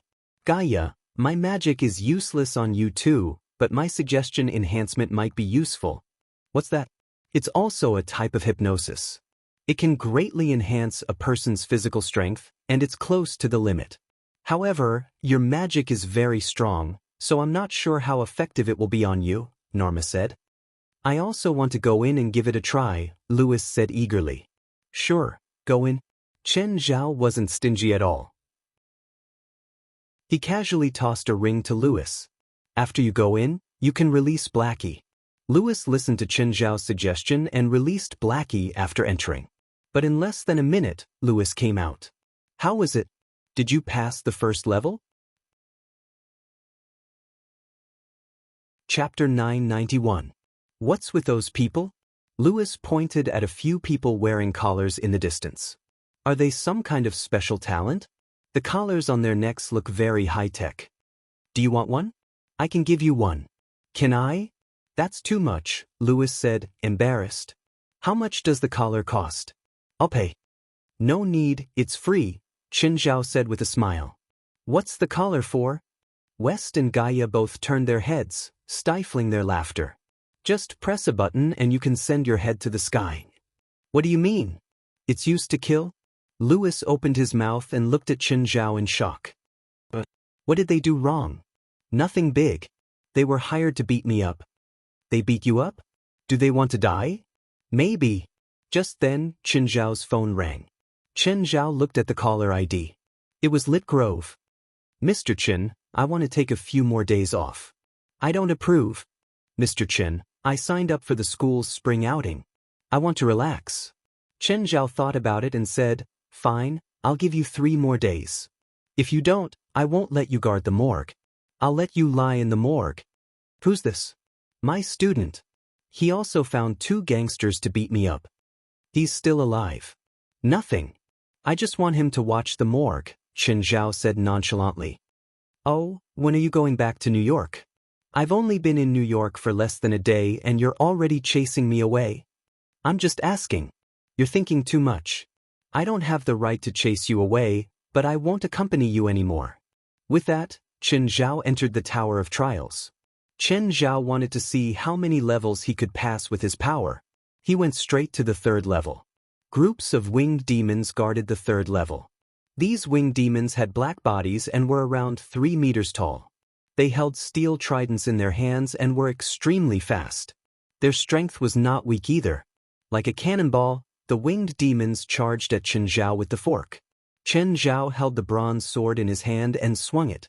However, Chen Zhao's bronze sword couldn't break the winged demon's steel fork. It only sent the demon flying. Just then, a winged demon behind him stabbed his back with a steel fork. The 1st and 2nd levels posed no pressure to him at all. However, the pressure on the 3rd floor suddenly increased. The difficulty was different from what Chen Zhao had imagined. Chen Zhao thought that the monster's strength would only increase a little, but the sudden increase in difficulty forced Chen Zhao to fully focus on the battle. Of course, this could also be due to Chen Zhao's personal battle style and magic characteristics. For example, Norma wasn't as powerful as Chen Zhao and Gaia, but she could get an SSS plus on the 1st level. Even Chen Zhao and Gaia couldn't do this. It was possible that her strength just happened to restrain the monsters of a certain floor, which was why she received a particularly high score.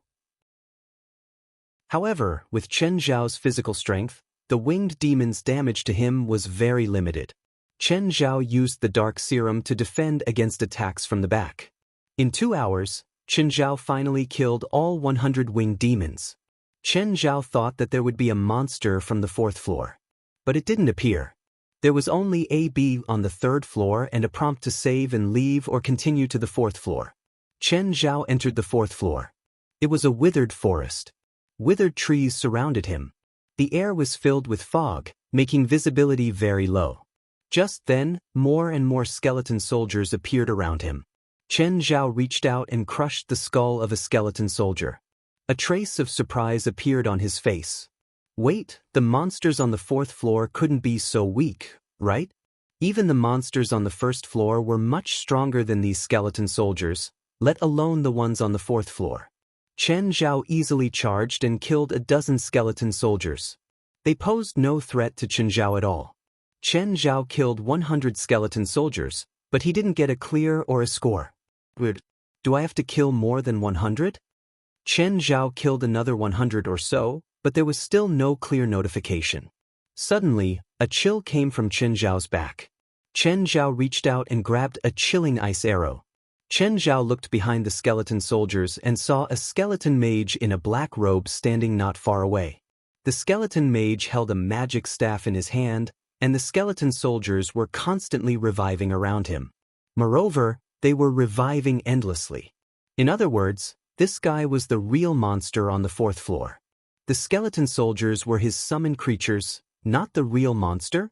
The skeleton mage waved his wand and shot a green flame at Chen Zhao. Chen Zhao immediately felt the threat of the green flame. He flipped over and dodged. At the same time, Chen Zhao's dark serum swept across the ground and wrapped around the skeleton mage's feet. Then he was pulled into the dark serum.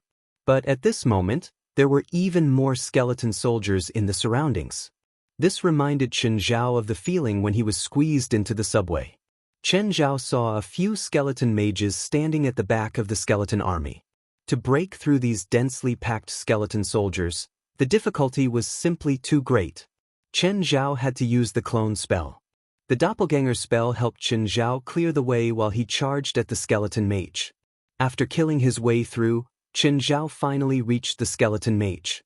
The skeleton mages cast spells at the same time. A bone prison appeared around Chen Zhao. Chen Zhao shattered the prison with one punch. Then he smashed the skull of a skeleton mage. The other skeleton mages immediately cast curses at Chen Zhao. Weakness, aging, fear, blindness, and a series of other curses landed on Chen Zhao. Curses were the last thing Chen Zhao was afraid of. The Eye of Curse opened and devoured the curses. Blackie was also good at necromancy, so Chen Zhao had a good understanding of it. Chen Zhao used a full 3 hours to kill 100 skeleton mages. He finally passed the 4th floor. Chen Zhao's rating was C-. It was clearly one level lower than the B+ on the 4th floor. Chen Zhao thought for a moment and decided to continue to the 5th floor. The 5th floor was a vast land of broken rocks. Wind was already blowing in the distance. Chen Zhao could feel the ground rumbling. Chapter 992. Just then, there was a cloud of dust in the distance. Chen Zhao saw many things tangled together. It was like a bunch of eels tangled together. But when he got closer, Chen Zhao could see clearly that it wasn't a bunch of eels. It was a bunch of 3-headed dragons. The gyre that Chen Zhao had encountered in the past was like this. It wasn't one, but hundreds of them.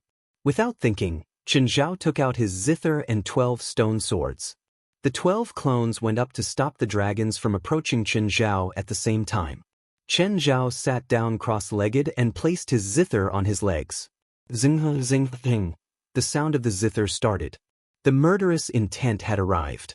The 12 stone swords spun out like a meat grinder. A dragon head fell before Chen Zhao. This was Chen Zhao's ultimate move, his trump card. These 3-headed dragons were about as strong as the 3-headed dragon gyre from back then. Chen Zhao could beat gyre in the past, but there weren't just 1 or 2 of them now. There were dozens and hundreds of them. Of course, Chen Zhao was much more powerful now than before. Chen Zhao felt the mana in his body flow out like a spring. Using the zither to control the swords sounded pretty cool. However, it used up too much mana. All the battles on the first 4 levels combined couldn't compare to what Chen Zhao used now.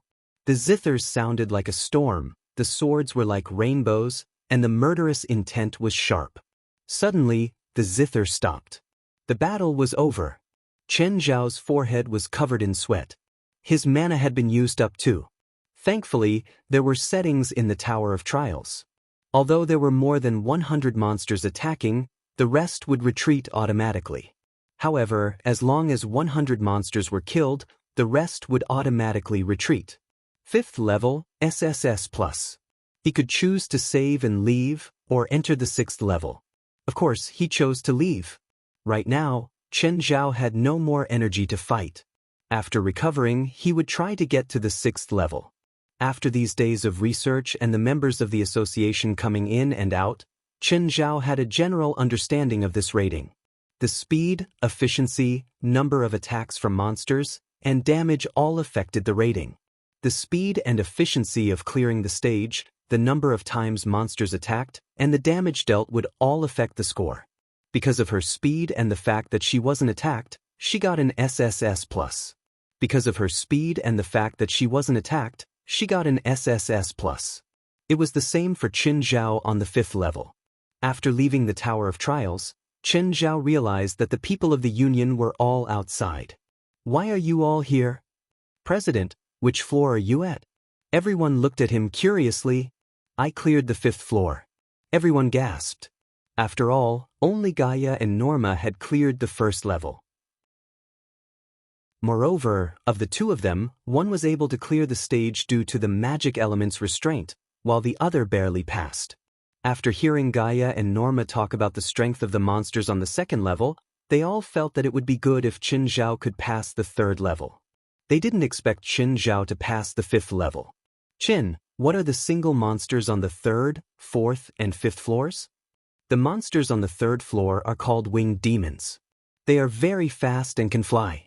In terms of individual strength, they should be about 5 times stronger than the twisted monsters on the 2nd floor. Chen Zhao estimated and said, the 4th level is skeleton mages. They can summon skeleton soldiers limitlessly. At the same time, they can cast black magic, necromancy, and curses. Helis was also a necromancy expert. Hearing this, her eyes shone brightly.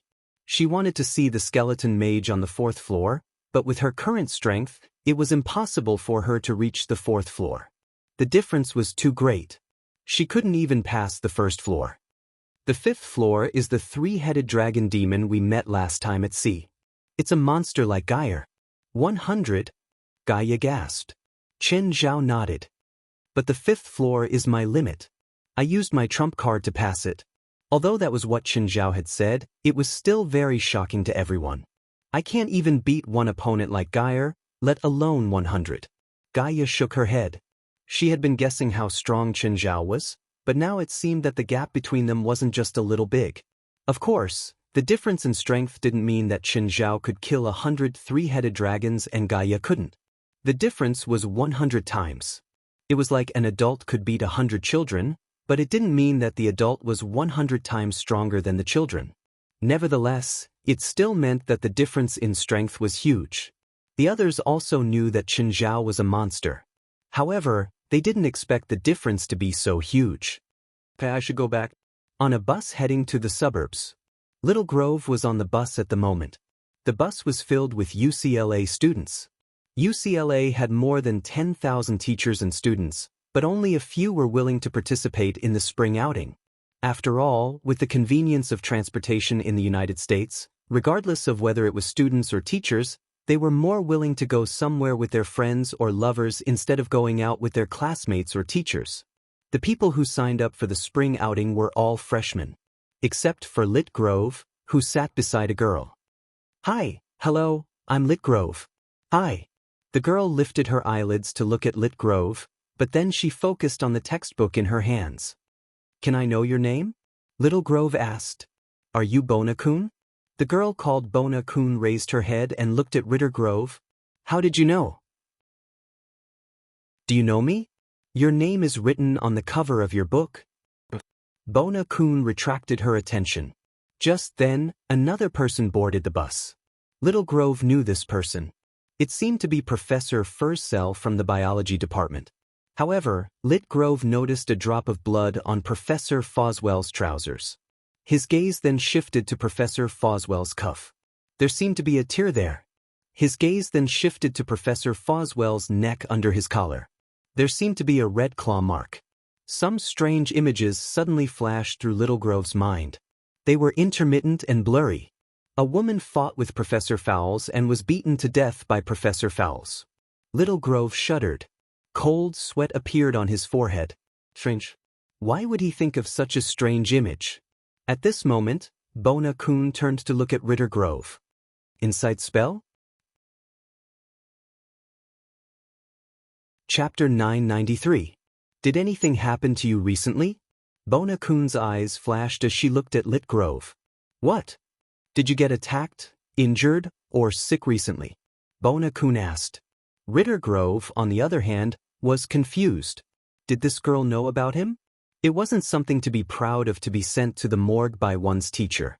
Lit Grove's expression darkened immediately. Just then, the bus stopped again and a girl boarded. Bona-kun pointed at the girl. Look at that girl. Lit Grove looked at the girl. His eyes immediately scanned some of her features. At the same time, inappropriate images of the girl flashed through his mind. Lit Grove's body shook slightly. He turned to look at Bona-kun. What's wrong with me? Why are those images appearing in my mind? Bona-kun turned to look at Lit Grove. Tell me first, did something happen to you recently? I was electrocuted by a stun gun the day before yesterday, Lit Grove said. But what does that have to do with what I'm asking? That's right, Bona-kun said. In many cases, male spiritualists have a simpler awakening process. What? To put it simply, you've awakened. You're a spiritualist now. You can also call yourself a wizard or a wizard. Wizard? You're saying I'm a wizard? Lit Grove looked at Bona-kun with a strange expression. He felt that Bona-kun was definitely not normal. Or maybe she was a severe chunibyu. Looks like you don't believe me. Bona-kun's lips curled up. She pointed at Lit Grove's forehead. Suddenly Little Grove saw a figure. Chenjiao? Then Chenjiao slapped him in the face. Lit Grove covered his face, but Chenjiao was nowhere to be seen. What just happened? I can create the illusion of the person you're most afraid of, Bona-kun said. But you seem to be very afraid of this person. In order to create his illusion, I actually used up so much magic power. Lit Grove was confused. His mind was a mess. But when he noticed some details on Bona-kun, some strange images flashed in his mind. Seems like you've discovered a lot of things. Your natural insight is very rare, Bona-kun said. Are you really a witch? Little Grove asked in a low voice. Do you still have any questions? I want to know more information about me and about you. Which aspect do you want to start with? Let's talk about my awakening first, and the insight magic you mentioned. Awakening is a process that every spiritualist has to go through, Bona-kun said, but the awakening process for witches and wizards is different. Witches have 3 nights. Wizards are much simpler. Although they also have 3 nights, the awakening process for wizards is equivalent to the simplified version for witches. Since you woke up on the first night, it can only mean that your ability is relatively weak. But didn't you say that my ability is rare? There's no conflict between being rare and being weak. Take protected animals for example. They're rare, but that doesn't mean they're powerful. Then can I beat ordinary people? If it was an ordinary person, you would definitely be able to defeat them. Even some experts in combat might not necessarily be your match, because you have insight that ordinary people do not have, and you even have the ability to see through the enemy's weaknesses. Little Grove's first thought was to take revenge on Chenjiao. Although that guy had something on him. However, he could legitimately invite him to the boxing ring and then defeat him in front of everyone. By then, his reputation in UCLA would definitely be greatly reduced. Also, you already have magic. It's very weak, but it also has some defensive power. When you're attacked, it will help you reduce some damage. Does that mean I can block bullets? Little Grove was already imagining himself as a superhero. Bona-kun rolled her eyes. The defensive power I'm talking about only reduces the damage by 10 or 20%. It's not complete immunity. Also, if someone points a gun at your vitals, there's no real difference whether you have magic or not. You belong to the support-type spiritualist category. You don't have much of a bonus in terms of individual combat power, especially if you want to deal with the same kind of spiritualist. Support-type spiritualists are rare, and you are a rare animal among the rare. Is there any way to increase my power? Little Grove asked. For example, you can find a magic teacher to teach you spells of the same system. You can learn offensive spells of the same system based on your own magic foundation. Can you teach me? If you're willing to be my student, I can teach you, Bona-kun said. I have an enemy. If you're willing to help me take revenge, I'm willing to be your student, Little Grove said. What enemy? He's a teacher in school. He's also a scoundrel, shoal, Little Grove told her about Chen Zhao's evil deeds. Of course, he also left out his own actions and emphasized Chen Zhao's violence. No problem, Bona-kun said. I can help you teach him a lesson. Your magic can defeat him, right? Little Grove asked worriedly. I heard he's very powerful. My magic isn't invincible, but no one is. As long as he has someone he fears, I can defeat him. That's good. Little Grove heaved a sigh of relief. But he has something on me now. I can't let him know that I ordered you to do this. It's okay. I have a way to force him to tell me, Bona-kun said. Where is he now? I don't know. Try to recall, Bona-kun said. You might be able to find information about his current locations. Chapter 994. Right? Lit Grove pointed at Professor Fawzel in the front seat and said in a low voice, I just saw Professor Fawzel kill someone. Bona-kun looked surprised and then shook her head. It's none of our business. Don't worry about it. But, shouldn't we call the police? Call the police? What are you going to say? Tell the police that you discovered the murder with magic? Then we're just going to ignore it? What else are you going to do? Be careful that some research organization discovers your ability and captures you as a test subject. Are there many such organizations that capture people like us? Yes, a lot, so we can't expose ourselves. Forget it. My life is more important. The bus stopped outside Sandro National Park. Because it wasn't fully open yet, there weren't many people here. At the edge of the park was a residential area with shopping malls, supermarkets, and hotel restaurants. Of course, the tourists who came to Sandro National Park weren't here to enjoy the hotel restaurants. Most of them were here for camping and mountain adventures. The teacher in charge was Nicholas, the school's security director. The students gathered. After Nicholas said a few words, the students were free to do whatever they wanted. Everyone could do whatever they wanted. After all, they were all adults and had their own ideas. After the meeting time was given, the students were completely dismissed. Everyone left in 2s and 3s. Some students planned to camp in the wilderness of the park. Some planned to spend the night in the hotel. Lit Grove and Bona-kun moved together. Bona, what are we going to do now?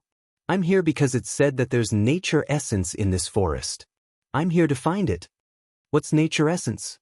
Lit Grove asked curiously. It's a supernatural substance bred by the forest. It's similar to some kind of moving plant. It has low intelligence and avoids humans. It's not a natural spiritualist. If you get the essence of nature, you'll be able to touch nature magic, Bona-kun said. I'm an illusionist witch. I want to learn nature magic. Can I learn? If you find enough nature essence, I can share some with you, Bona-kun said. But you'd better learn your talent magic now. Then when will you teach me magic? When you call me teacher, I'll teach you magic. Lit Grove looked at Bona-kun. It was too awkward for him to call a girl younger than him his teacher. Bona. All right, let's go. Bona-kun brought Lit Grove into the forest. Teacher Bona, how are we going to find the essence of nature? Don't worry, it's still early. Let's find a place to rest and wait for nightfall. Does nature's essence only appear at night? Yes.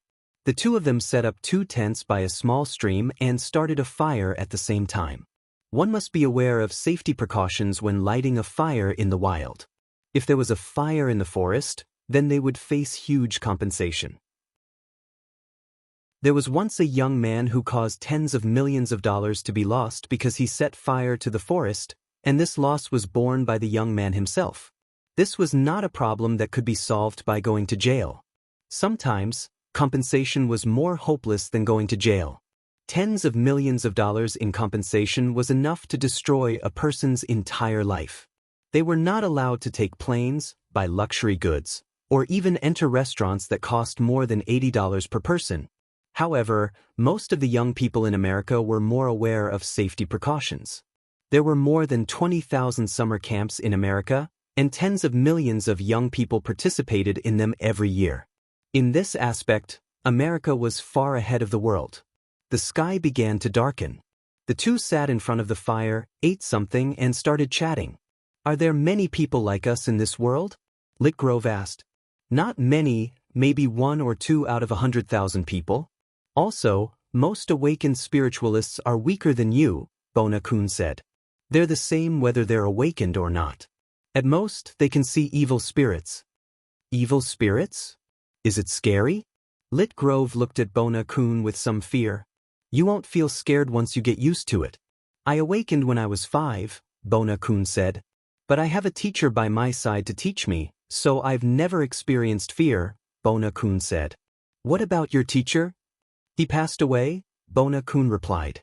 Bona-kun replied, "Every spiritualist has their own inheritance. My teacher taught me magic, and then I will teach you, passing on my inheritance." "Can I learn your magic too?" Litgrove asked. "As long as you can learn it or I know it, I can teach you. But a wizard's magic is much weaker than a witch's," Bona-kun said. "Just because you learn it doesn't mean you can use it. Is there no way to increase your magic power?" "There are some, but it's very difficult," Bona-kun said. "I came to Los Angeles because I heard that there are many powerful spiritualists and organizations here. I hope to join them," Bona-kun said. "What organizations are there?" "I don't know about the others, but I know there's the Supernatural Organization. It's an organization formed by supernatural people. They've participated in many operations and maintain the safety and stability of LA at the same time. I hope to join them."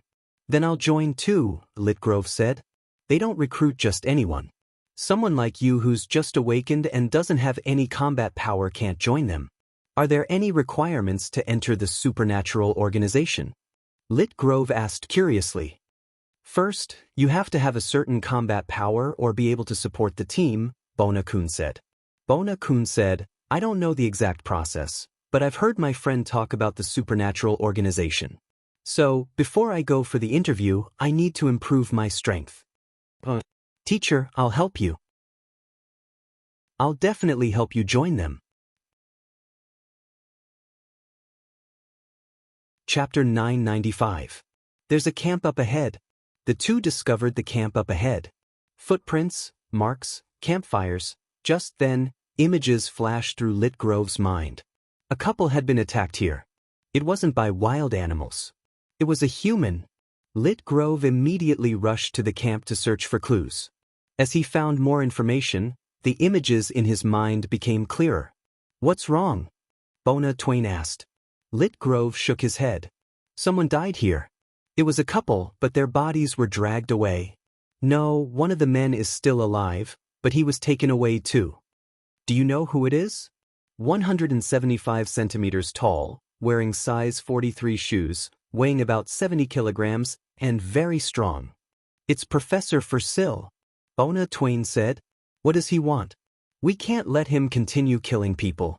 We have to call the police," Litgrove said. "Let's call the police," Bona-kun said. "My phone has no signal." "Use yours." "Mine has no signal either." Bona-kun glanced at her own phone. It had no signal either. "Let's go outside the forest. It's a bit secluded here." But just then, the fog started spreading. "Damn, why did we encounter the fog so coincidentally? Do you recognize the direction?" Bona-kun asked. Litgrove shook his head. "I can't. It might be that way." Most people had a poor sense of direction. They could only tell the direction when there was a reference. Some trained soldiers or navigators could tell the direction from the stars, moon, or sun in the sky. But most people couldn't even look at the stars. Litgrove pointed in a direction but realized that the two were going deeper and deeper. They couldn't see the rest area at all. Suddenly, a cry for help came from up ahead. The two exchanged a look and immediately rushed over. In the distance, they saw Nicholas lying on the ground. Another man stood in front of Nicholas, holding a bloody wooden stick in his hand. The person with the stick was none other than Professor Forsyth. "Don't kill me." "No." Nicholas was crawling on the ground, his head covered in blood. Professor Forsyth grinned evilly. "Stop!" Ritter Grove shouted, jumping out of the shadows. Bona Twain had no choice but to follow Lit Grove out. Professor Forsyth looked at Lit Grove and Bona Twain. Not only did he not panic, he became even more excited. Another lab rat. Professor Forsyth's eyes glowed with an unusual red light, and his chest rose and fell rapidly. Suddenly, Professor Forsyth charged at Little Grove. So fast.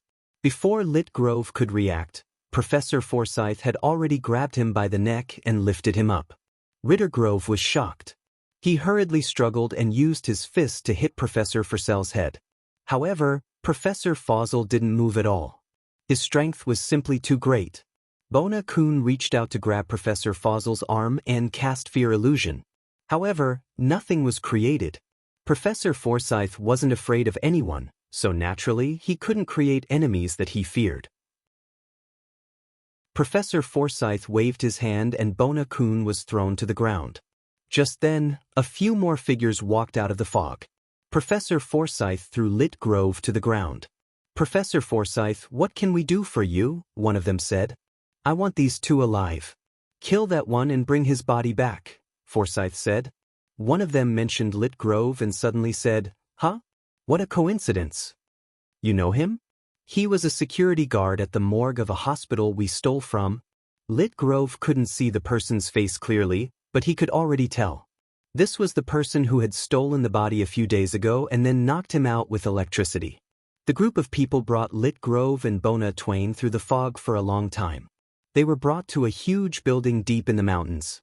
The entire building was shrouded in fog. Bona Twain and Lit Grove were locked in a bulletproof glass cage. "It's all your fault. If you hadn't been so impulsive, we wouldn't have been in danger."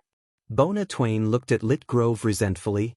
"I used my phone to record Forsyth's attack and threw my phone on the ground," Lit Grove said. "He didn't notice at the time. I believe someone will find out that we're missing.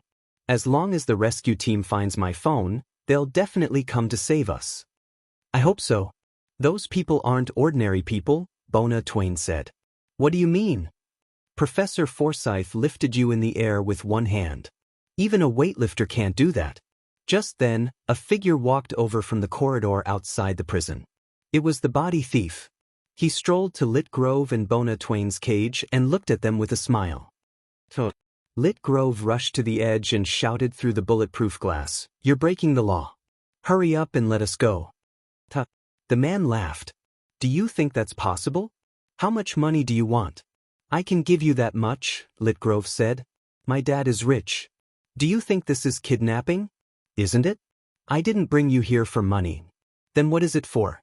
"It's an experiment. You guys are the lab rats. It's illegal to use humans for experiments." "Ha! You're such a cute kid." The man laughed. Lit Grove's face turned red. "What do you want for us to leave?" "You can't leave here, at least not alive," the man said. The man said, "If you're lucky enough, you might be able to persist in the experiment.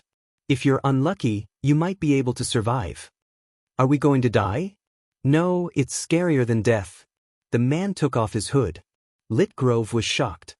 Half of the man's face was skinless. There seemed to be something wriggling on the flesh. "I used to be like you, but I was lucky to survive the experiment."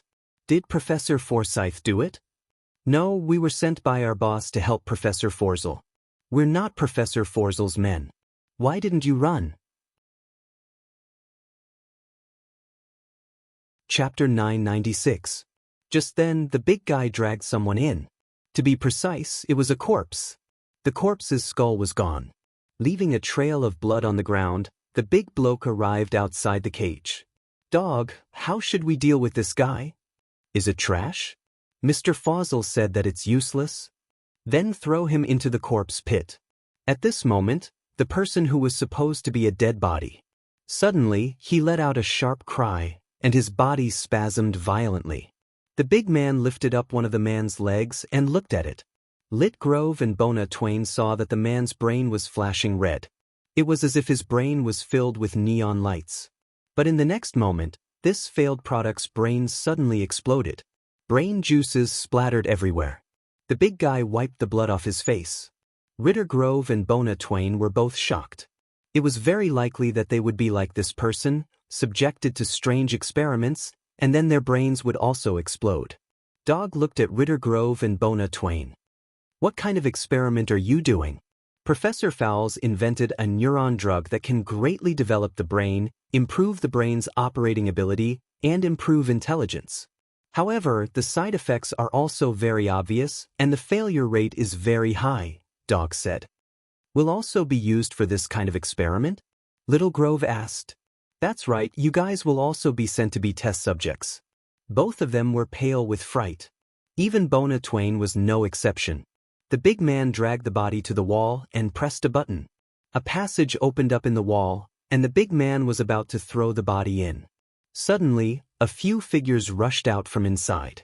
They were a few big lizards, but their hind legs were very thick, much thicker than their forelegs. They did not look like lizards, but more like a hybrid between a lizard and a human. They pounced on the big man. The big man shook off one of the lizard men, but the lizard man was stuck to the wall. The other lizard men were attacking the big man, and at the same time, they were fighting over the corpses in the big man's hands. Bona Twain and Lit Grove were scared out of their wits as they watched. The big man's clothes had already been torn by a few lizard men, and the big man's real body was revealed. His body had obviously been experimented on. His body was badly mutilated by the lizard men, but he was still very tenacious. The big man kicked the lizard man over and stomped it to death. He then grabbed the lizard man on his shoulder and twisted him to death. Of the remaining two lizard men, one dragged the corpse back into the tunnel. The last one charged at Dog. Dog turned his head to look at the lizard man that was charging at him. He suddenly stretched out his arms and grabbed the lizardman's neck at lightning speed. The lizard man was strangled to death by Dog. This is also a test subject? You can say that. This is a discarded product left behind by the previous researchers of this laboratory. Dog said, there are a lot of these things in the corpse pit, and there are even more terrifying monsters. Looking at the big man in the distance, he was about to throw the lizardman's corpse into the passage and close it. At this moment, Professor Fossil walked in from outside. When he saw the lizardman corpse on the ground, he couldn't help but be stunned. What is this? Mr. Foss, this is an experiment left behind by the previous owner of this lab. This isn't a human, is it? Professor Foss picked up the lizardman's corpse and began to examine its joints, the muscle tissue and bone structure at night. This isn't an experimental mutation. It looks like an evolved species. Is there still such a thing? There are more, but the exact number is unknown, Dog said. Then go down and get some, Foss said in a commanding tone. Mr. Foss, it's too dangerous down there.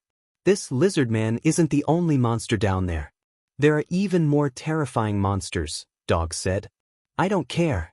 The boss sent me here to absolutely obey my orders, Foss said matter-of-factly. Dog's expression was a little ugly. He narrowed his eyes and looked at Foss. This is not on our list of tasks. We are only responsible for helping you find the living and the dead, as well as the enemies who invaded here. Other tasks are not within our scope of business, Dog said. If you refuse, then don't even think about getting my experimental data, Foss said forcefully. This isn't a human, nor is it a species from the human world. This is a monster from hell. At that moment, Bona Twain, who was locked in the glass cage, spoke up. Foss turned to look at Bona Twain with a disdainful expression. Have you read too many novels or comics? I'm serious. This is a monster from hell. It has a very strong evil aura, Bona Twain said. Although I don't know why they're here, I'm sure that they don't belong to the human world. Speaking of which, they do have their own language. Professor Trevor once did research on these lizard men. He found that they have high intelligence and some social skills, Dog said. Where did Professor Trevor get these lizardmen? He made a deal with a cult. As for the true origin of the lizardmen, we don't know either. Can you still contact that cult? Foss asked. We can't. You guys may not be able to deal with these things, but I can, Bona Twain said. You can? You can't even beat me. How can you deal with these things? That's the difference between us. You're a scientist, and I'm a witch, Bona Twain said. Bona Twain said, there are some people or things in this world that you can't understand. You say you're a witch. Why should I believe you? Litgrove didn't understand why Bona Twain would voluntarily reveal her identity. Wasn't it more dangerous for her to reveal her identity like this? Bona Twain obviously had her own plans.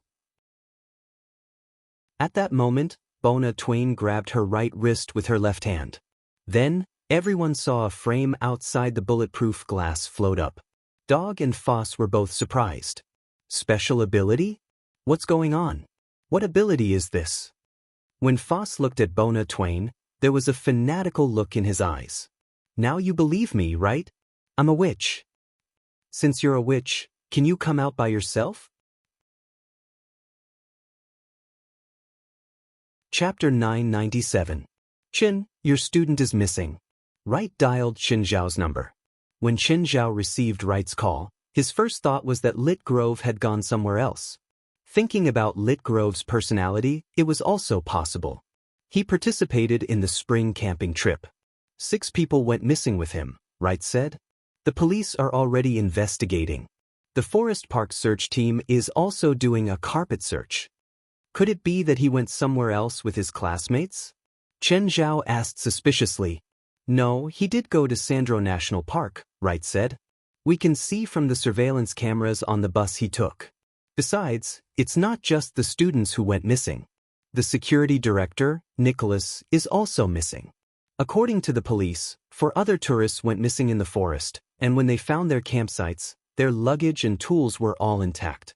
We also found traces of a struggle and blood at one of the campsites. Qin Zhao frowned. I have a friend in the police. I'll help you ask around. Qin Zhao then called David. David wasn't in charge of the case, nor was it in his jurisdiction. However, the LAPD's files were shared, so David could still find some information. David, did you get the information? I just received a message from Sandro National Park. The search team also went missing during the search. The search team also went missing? The fog in the forest is too thick. They might have gotten separated. It's only been 2 or 3 hours. We can't be sure if they got lost or ran into danger, David said. Are you going to interfere with this case? One of my students also went missing, Qin Zhao said. I hope he's already been killed.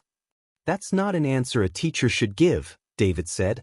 David said, also, the fact that you called me and asked about this case shows that you still care about your students. You seem to be mistaken. I'm only calling because I'm a teacher. It's not because I care about him. Just then, another call came in. After saying goodbye to David, Qin Zhao picked up the second call. Mr. Lian, what's up? Mr. Qin, there's a case of many people going missing in Sandro National Park. Your association should pay attention. Qin Zhao raised an eyebrow. Is this a supernatural case? Sandro National Park operated for 20 years, but it suddenly closed 3 years ago. It only reopened recently. 3 years ago, there were a total of 35 disappearances in Sandro National Park. Until now, no one has found the missing people. The police couldn't find her at all? I can't find it. The search team has also gone missing many times during the search, so I suspect that this is a supernatural incident. Got it. I'll pay attention to this matter. Then, Qin Zhao hung up and went to the headquarters. Along the way, Qin Zhao asked West to gather everyone. After arriving at the association, everyone gathered in the conference hall. There's a missing person case in Sandro National Park. We can't be sure if it's a supernatural event right now. Everyone, prepare yourselves and bring search equipment. We'll head to the location and investigate. Chen Zhao looked at Klaus and the others. You guys join in too. Yes, guild leader. Your weapons and equipment are of the highest level, Chen Zhao said. After all, Klaus and the others were normal people, so it was difficult for them to fight against supernatural powers. However, they were mercenaries, so they should be better at finding people. Guild leader, what about us? Pan En asked. Of course you're going, or do you not want to go? No, of course we want to go, Pan N quickly said. Pan N quickly said, also, my beast form can make my sense of smell even sharper. When searching in the wild, the smell will disperse easily, Klaus said, unconvinced. Smell might not be able to find the target faster. How about we compete? Pan N was also eager to show off. After all, as temporary members of the association, they were under a lot of pressure. In terms of internal members' attitudes, they were even worse than Klaus and the others. After all, Klaus and the others had joined the supernatural organization of their own accord. The three of them, on the other hand, had been forced to join the organization. So, they really needed a sense of approval now. Chen, you're not going? I'll go too, Chen Zhao said. Split into 3 teams, but don't be too scattered. It's very foggy there, so we might encounter danger. I'll go alone. No one had any objections to this arrangement. It was reasonable for Chen Zhao to go alone. Whoever stayed with Chen Zhao would become a burden instead. Padalu and I made some communication equipment for you, Jalik said. You can communicate even when normal equipment is disrupted. Okay, bring the equipment. Let's go. What do you need? First, I need to know the environment of the corpse pit, Bona Twain said. Professor Forsyll looked at Dog. Do you have a map of the area below?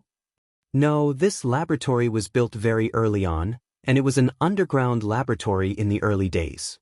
Later, the underground laboratory was abandoned, and another laboratory was built above it, which is the building we are standing on now. Later, after Professor Trek took over the laboratory, he reserved the entrance and threw the failed products into it, letting them fend for themselves inside. How big is it down there? More than 10 times the area of the building above, Dog said. So big? Why didn't he just destroy the monsters? Because Professor Trekko conducted an experiment on species self-adaptation. He felt that the failed products didn't completely fail. Maybe in a special environment, they can improve themselves. How many failed products are down there? Many. Professor Trekko's experiment is a species hybridization experiment. In other words, humans and beasts interbreed. But if he wants to build a complete ecosystem, he needs a large enough area and a natural circulation system. Just having living things isn't enough, right? Chapter 998. What is this God's flesh and blood? Professor Forsyll was also interested in it. I don't know. It was sold to Professor Trekko by a secret organization, Dog said. This God's flesh and blood can grow on its own if planted in the soil. It can also grow in the water. If thrown on the ground, it will also grow on its own. This thing is down there?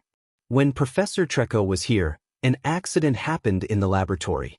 An experimental body attacked Professor Trekko and stole the God's flesh and blood. Then, it escaped into the corpse pit. Professor Trekko died soon after. Bring this thing out for me. Professor Forsyll looked at Bona Twain. I need to rest first. I'm not in a good state right now. What Bona Twain needed the most now was time. She did not think that she would be able to come out alive after entering the dangerous corpse pit. Both of us need it, Bona Twain said. You have to change rooms for us? Dog, bring the 2 of them to another room. Also, keep an eye on them. The 2 of them finally escaped from the glass prison, and Dog took them to a suite. You can stay here. Right, there are condoms in the drawer. Dog sat down in the room. You can pretend that I don't exist. Bona Twain looked at Dog. She had originally planned to find a chance to escape. But with Dog here, they could not escape even if they wanted to. Dog had no intention of hiding and secretly monitoring them. Instead, he was openly monitoring the 2 of them. Why are you called Dog? Lit Grove asked, puzzled. Dog. Because I'm loyal. Dog smiled at the 2. I'm my master's loyal dog. I don't believe that you will remain loyal to the person who turned you into a monster, Bona Twain said. Maybe I can cure you with magic. I don't need to be cured. I'm very satisfied with my current state. Drug X is flowing in my body, giving me superhuman strength, speed, and brain activity. What is Drug X? Is it the drug that Professor Forsyll researched? Drug X has nothing to do with Professor Forsyll. Drug X was developed by my boss's laboratory, and my boss funded Professor Forzel to obtain his experimental data to perfect Drug X. If I help you get Professor Fossil's research data, will you let us go? Bona Twain asked. I've tried, but to no avail. Just because you can't find it doesn't mean I can't. After all, I'm a witch.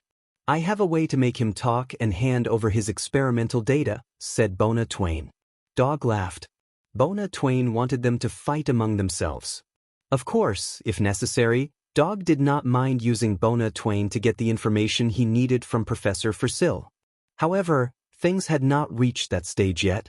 If it was possible, Dog did not want things to turn out that way. After all, if he could easily complete the task given to him by his superiors, he hoped that it would be easy. Not through risky and violent methods to obtain experimental data. Just then, the big guy ran in from outside. Dog, there's another intruder approaching the security perimeters. It's not the first time. No need to be nervous, Dog said calmly. They're not ordinary people. The outer defense line seems to have been breached. They can breach the defense line? Are they from the military? Dog asked in surprise. Their weapons seem to be very powerful. The things we've set up outside can't stop them. The big guy picked up a tablet. There seems to be more than one group. There are people approaching from the left and right. Go and kill them all, Dog said indifferently. The big guy turned around and left. Klaus and his team formed a team with Gaia. Gaia was the strongest, so she would lead Klaus and his team. Plus, Gaia was also a veteran, so she was more familiar with the Lightning Squad's movements. The two sides complemented each other better. Slow down. Don't rush, Gaia said. I don't want Payne's team to beat us to it. He could feel the competitive relationship between Payne and the Lightning Squad. Of course, the Lightning Squad was also competitive with Payne, Eric, and Helith. They were good at different fields, but they were all eager to be recognized. The recognition of the members of the association and Qinzhao. That won't do, Gaia. You don't want Payne's team or West's team to beat you to it, right? Klaus said. Plus, the president is acting alone. If he finds it first, we won't get anything. Gaia thought about it and agreed. If Qinzhao took action, they really wouldn't get anything. Just then, Gaia's feet sank. A hand reached out from the soft soil and grabbed her calf. Gaia lifted her foot and a rotten corpse was pulled out from the soil. Bang. No need to thank me.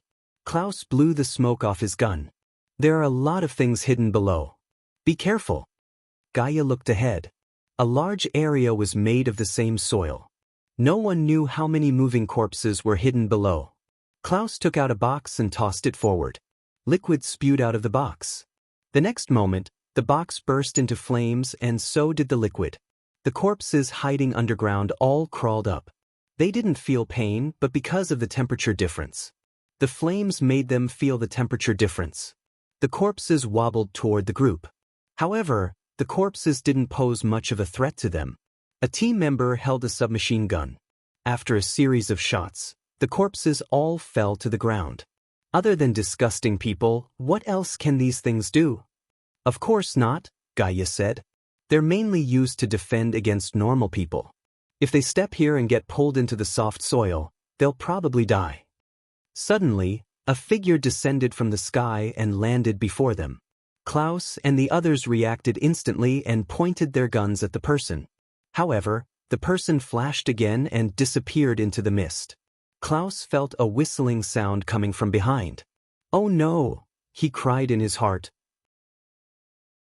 Before he could react, he heard another clang. Turning around, he saw Gaia holding her sword horizontally, blocking the fatal attack for him. Chapter 999. The big guy looked at Gaia in surprise. Then the big guy swung his fist at Gaia. Whoosh! The big guy's arm flew into the air. Gaia's great sword didn't stop. The blade slashed at the big guy's neck. The big guy instinctively lowered his head, but a piece of his scalp was still sliced off. The big guy staggered back a few steps and touched the blood on his scalp. His eyes were filled with horror. Then the big guy turned and ran. He had no choice but to run. Gaia was really too fierce. Just one move almost took his life. He runs really fast. The big guy covered his arm and ran away frantically. But after a few steps, he realized that there were still people in front of him. It was obvious that these people were a family that came here to play. The big guy dashed towards the few of them. The enemy is here.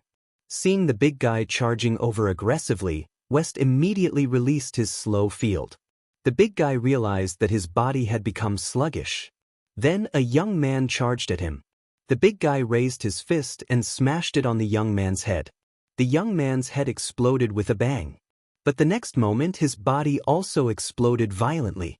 The big guy was less than 50 centimeters away from the center of the explosion. The violent explosion sent him flying. However, his body was simply too tough. Even in the face of such an impact, it still couldn't kill him. The big guy ran away again. These people were too crazy. A kid actually self-destructed. The big guy ran back to the lab. He was already heavily injured. Dog was chatting with Lit Grove and Bona Twain when the big guy barged in. However, the big guy was already very weak. He fell to the ground as soon as he entered the room. Dog was also shocked when he saw the big guy. Belle, what's wrong with you? One was a dog, the other was a bear. But looking at the big guy's size, he looked like a bear. There's a group of ruthless people outside. Let's go. It'll be too late if we don't leave now. With that, Belle spat out a mouthful of blood. Dog looked at Belle on the ground, his eyes flickering. Belle's injuries were too serious. His head drooped. No one knew if he was unconscious or dead. Your friend is injured. Aren't you going to help him? Lit Grove and Bona Twain couldn't help but say when they saw that Dog was indifferent. At this moment, Professor Fossil hurried in from outside. Our line of defense has been breached. Didn't you say that no one could enter this laboratory? How did this happen? What I'm saying is, if it's just the rescue team or the police, it's impossible for them to make it here alive. Dog said, but if it's the military, then there's nothing we can do. After all, we can't fight against the military. The surveillance shows that they are not from the military. They seem to have special abilities. Special ability? Just like her, Fossil said, pointing at Bona Twain. Dog looked at Bona Twain. What do you know? Or do you know them? I don't know. I don't know anyone in LA. I've only been in LA for less than 10 days, Bona Twain explained. However, from what Professor Fossil said, it seemed that this person wasn't an ordinary person. It was very likely that he was a spiritualist like her, and not an ordinary one at that. This raised hope in Bona Twain's heart. Professor Fossil, it's not safe to stay here for long. Pack your things and let's leave here first. Then we'll find you a laboratory to continue your research. But Fossil quite liked this place, and there was something special in the corpse pit. If he gave up here, then he would miss the thing in the corpse pit. If you're caught by those people, you won't be able to continue your research, Dog advised.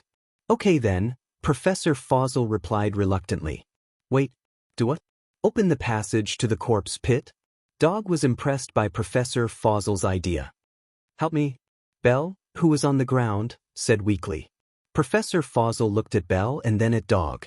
Are you going to save him? Dog shook his head. He's just a burden now. Professor Fossil dragged Belle's body out and returned to the room a few minutes later. Did you get rid of him? Dog asked. I threw him into the corpse pit. Can we go now? What about the two of them? Dog pointed at Lit Grove and Bona Twain. Bring them, Fossil said. They're still valuable. If we encounter those people, we can use them as hostages. Also, this girl is very special. I want to study her. Let's go. Dog smiled at the two. Fuck, I shouldn't be alone. I should be with them. I can't tell north from south at all. Chen Zhao ran around in the fog. He was completely lost. Hey, there's a building up ahead. Chen Zhao immediately sped up. Hello, sir. What can I do for you? Chen Zhao ran to a restaurant in the shopping area of the park. After walking for half a day, he actually walked out of the forest. Chen Zhao didn't know how to face it. Grilled crayfish, braised beef? Chen Zhao ordered many dishes. The waiter looked at him. Sir, are you alone? Yes, alone. Let me confirm with you the dishes you've ordered. That's right. Come up, Chen Zhao said. After the waiter left, Chen Zhao took out his phone. Hey Gaia, how are you and Klaus? We haven't found their hiding place yet. We're moving forward now, but it should be soon, Gaia said. How are you?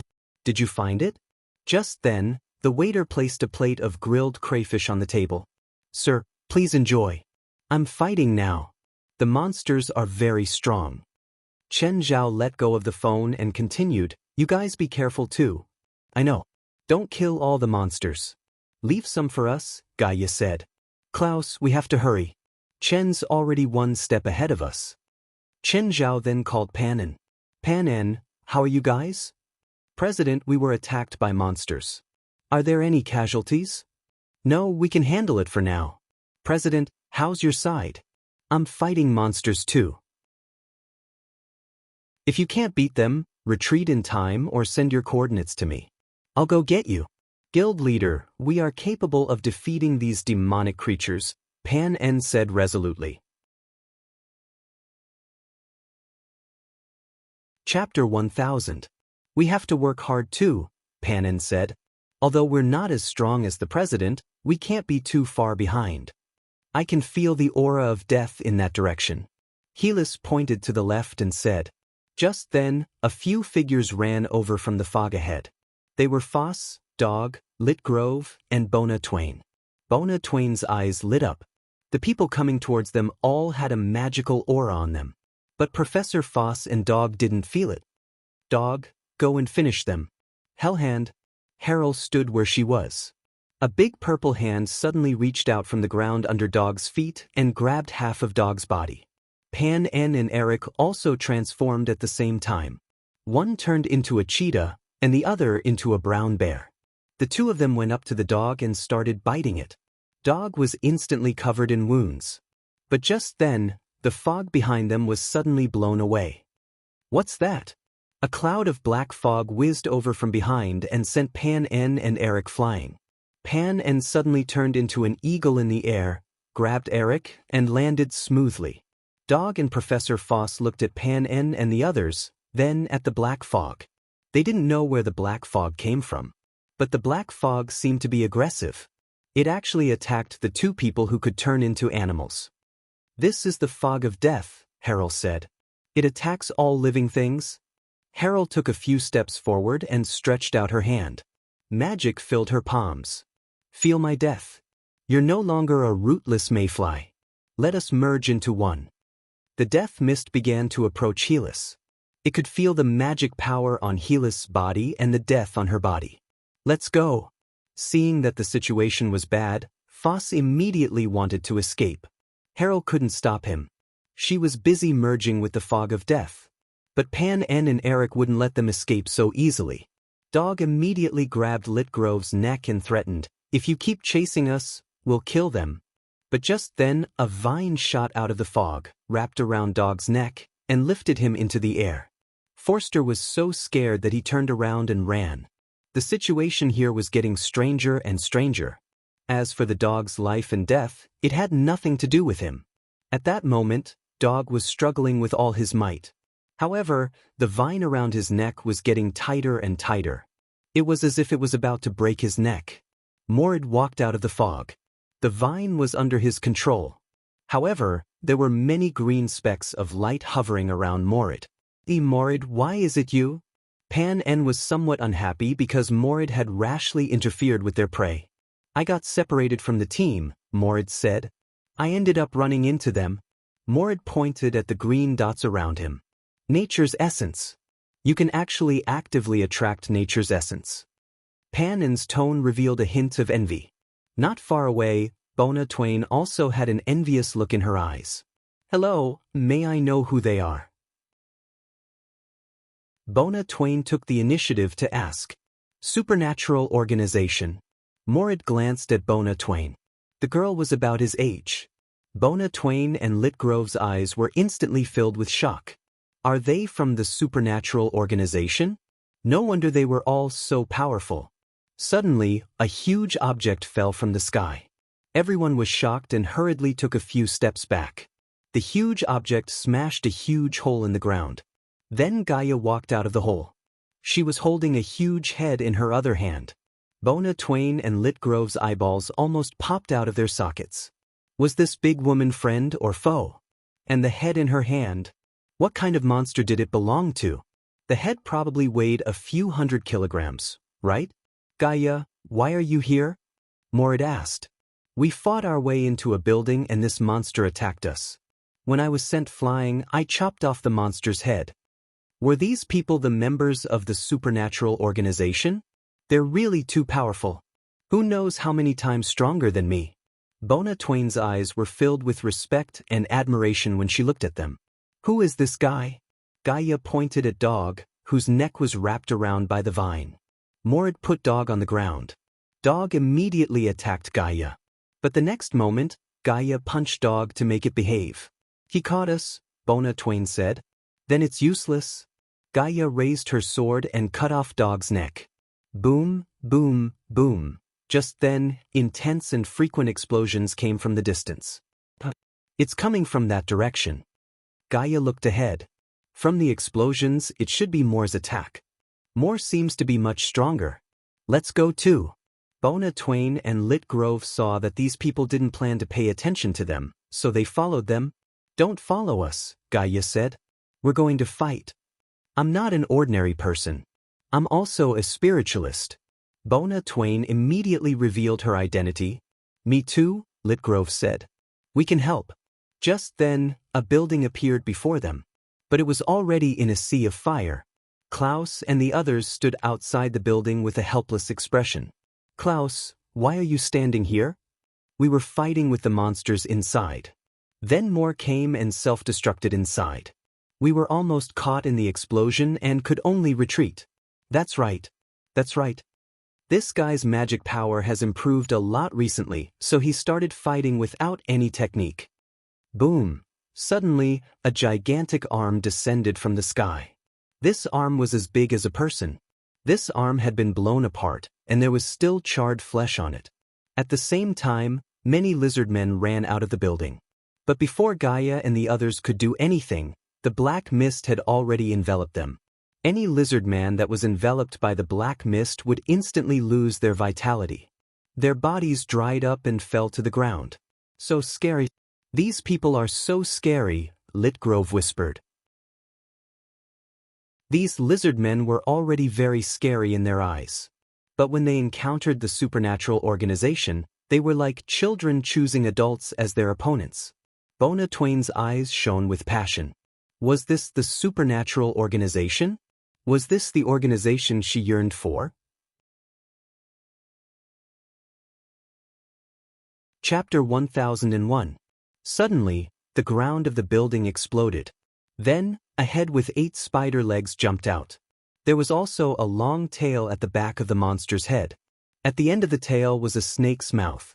Black Candle. Hellies recognized the monster. Be careful. Black Candle's saliva has a petrifying spell. If you touch it, use your magic to resist it. Don't let it corrode you. Just as Hellies reminded them, Gaia charged forward with flames all over his body. Little Grove and Bona Twain's eyes widened. They looked at Gaia's godlike figure. Seeing Gaia charge forward, the Black Candle spat out a large amount of petrifying liquid. However, the moment the liquid approached Gaia, it was evaporated by the flames around Gaia. The flaming sword slashed down and the Black Candle was cut in half instantly. Instant kill. Both of them were in disbelief. Their shock was indescribable. Just then, a few more people came out of the ruins. West and the others also walked out from inside. Phew, we made it out alive. West looked very disheveled. He wiped the sweat off his forehead. More, don't you dare bomb our area again. We almost died because of you. Giselle looked at Moore angrily. You're not allowed to do that again. Is it all done? I don't see any more monsters, West said. That's weird. Where did the president go? He said he was fighting. I don't know what monster he encountered. It actually stalled him. It must be a very powerful and scary monster if he hasn't come here yet. Should we go look for him? No, Wes said. If it's a monster that even he can't handle, will only be a burden. Should we ask the president? Wes took out his communicator. President, is your battle over? Not yet. Did you guys solve everything? We've already taken care of it. We've even saved 2 survivors. Oh, 2 survivors? Who is it? Chinzhao asked. Who are you two? What's your name? We're both UCLA students, Little Grove said. I'm Little Grove. She's Bona Twain. Oh, is there anyone injured? They look quite normal. They aren't injured, Gaia said. Do you need help? No need. This guy is no match for me. I'll get rid of him soon. Wes thought about it. Since Chen Zhao could talk to him while fighting, it meant that the enemy wasn't a threat. Then we'll retreat first. All right, you guys can go back first? Gaia put down the communicator and said, all right, the president is fine. Let's leave this place first. Lit Grove and Bona Twain left with the others. The 2 of them had a new understanding of spiritualists. These people from the supernatural organization, regardless of gender, were all very strong. 4 of them were even younger than them, but they possessed astonishing battle prowess. Compared to the supernatural organization, the 2 of them were on a completely different level. Bona Twain had been determined to join the supernatural organization, but now, she had no confidence at all. After getting into the car, Bona Twain gathered her courage and asked, Excuse me, is the supernatural organization still recruiting? Everyone turned to look at Bona Twain. West asked, What element are you good at? Illusionist, and also knows a little alchemy magic. What magic level? West asked again. Magic level? Are there levels of magic power? Come with us to the headquarters.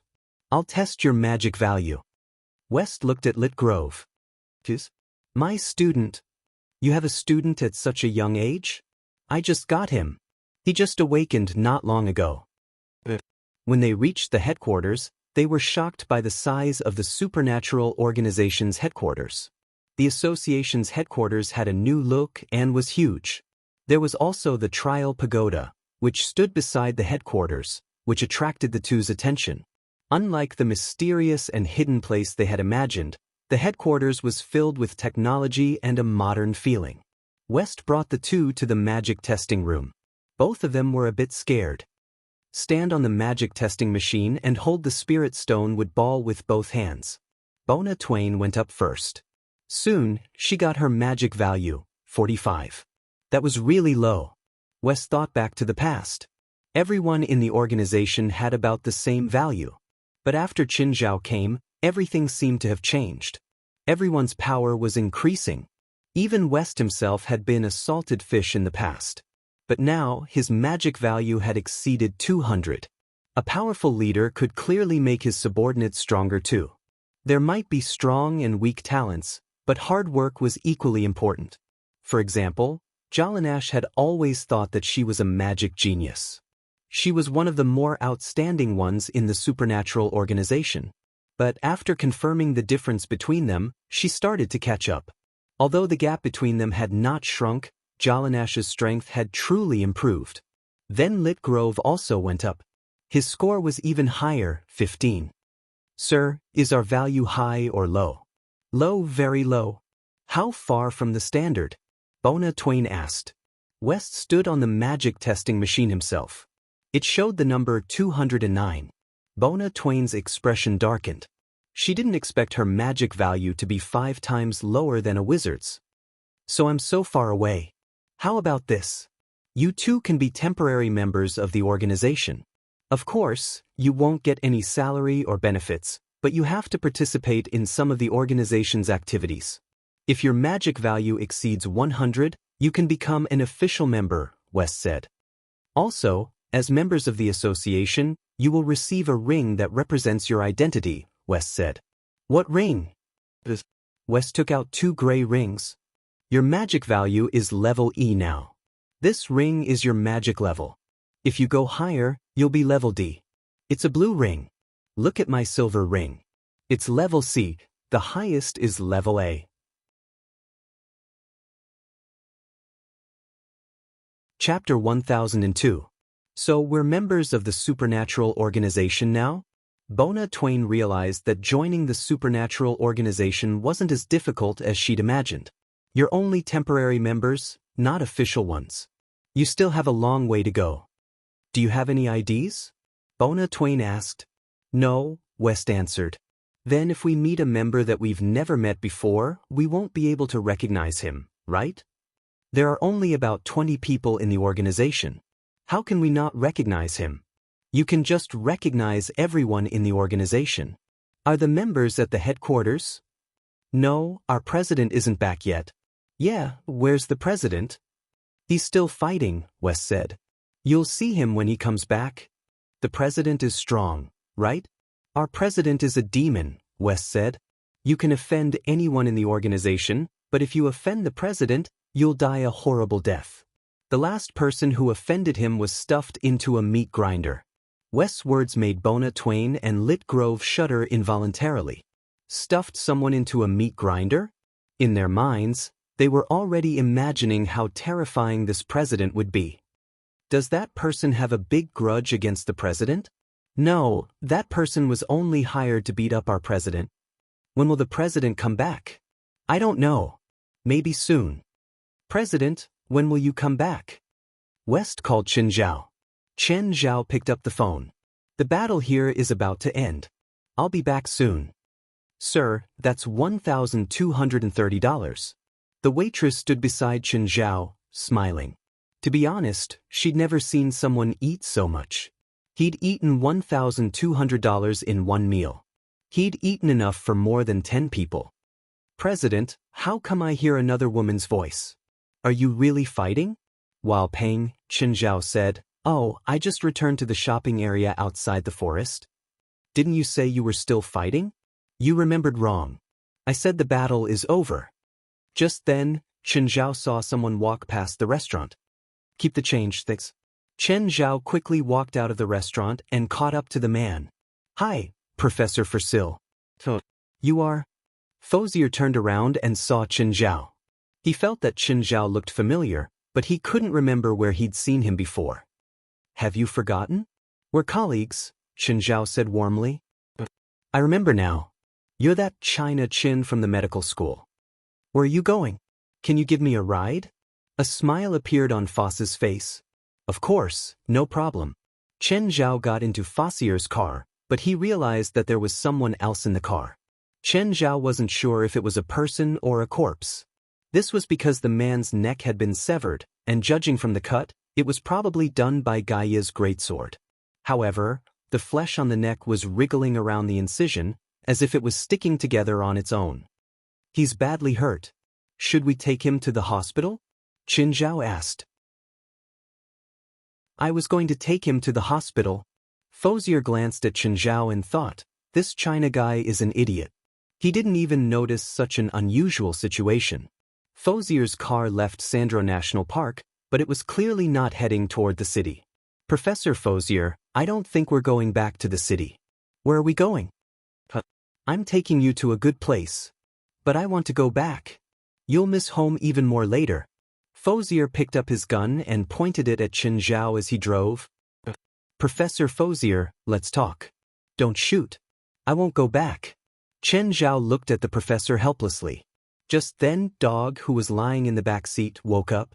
The first thing Dog did was to touch his neck and move it around. It feels good to be alive. Dog exhaled. Who is he? An idiot who walked into a trap, Professor Fosier said. I think I'm involved in something.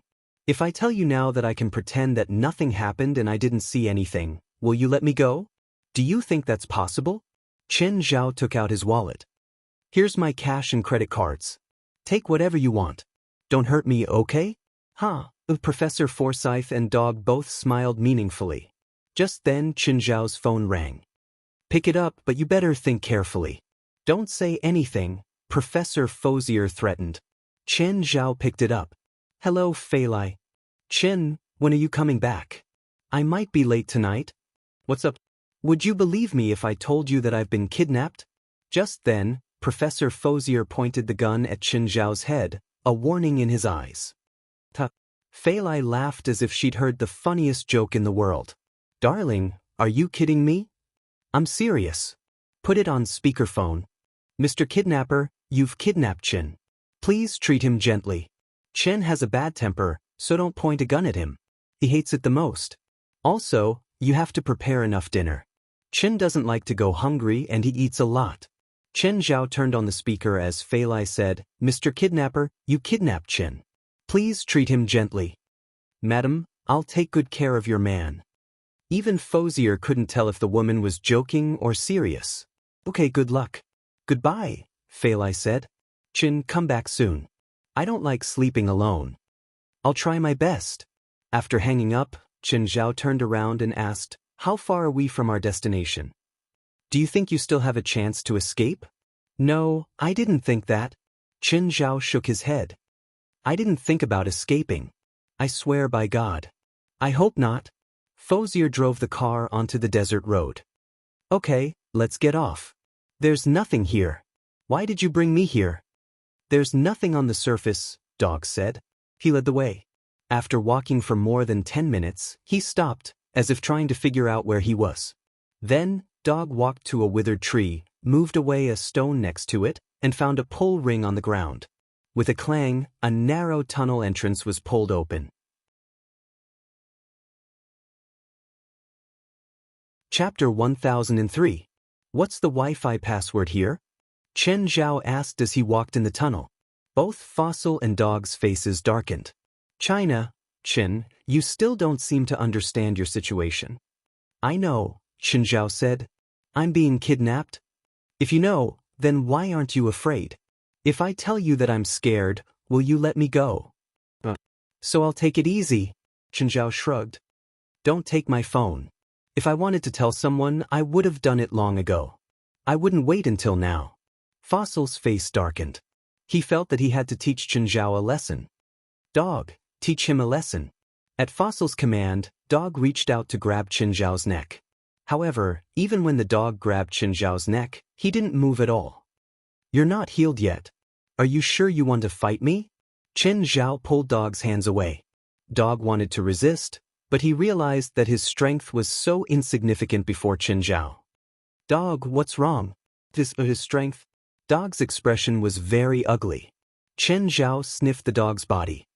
I smell Potion X. And you, Professor Forsyll, you smell Potion X too.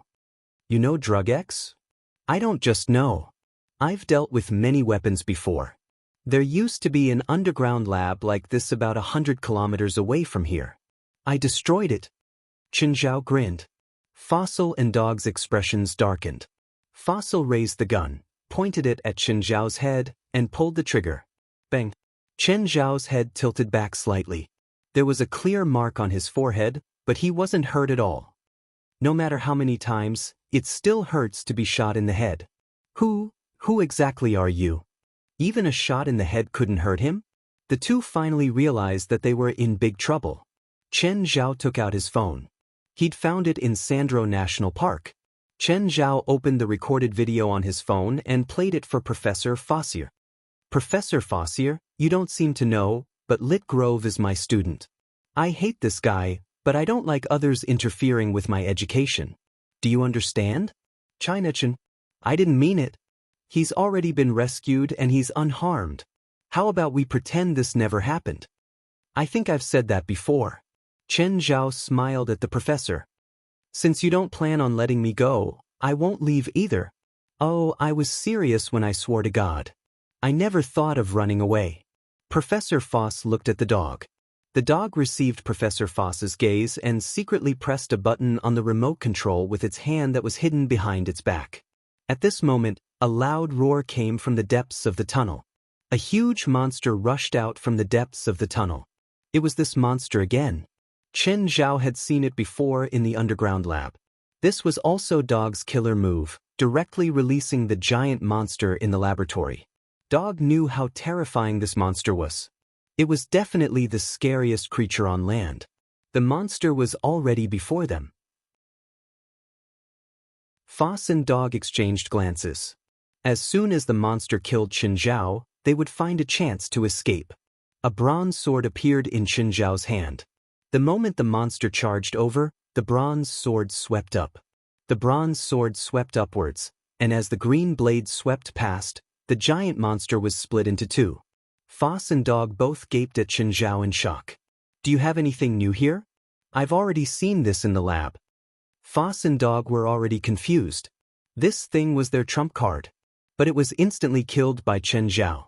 What was the point of fighting? Moreover, the underground lab was empty. There were only 2 failed products here.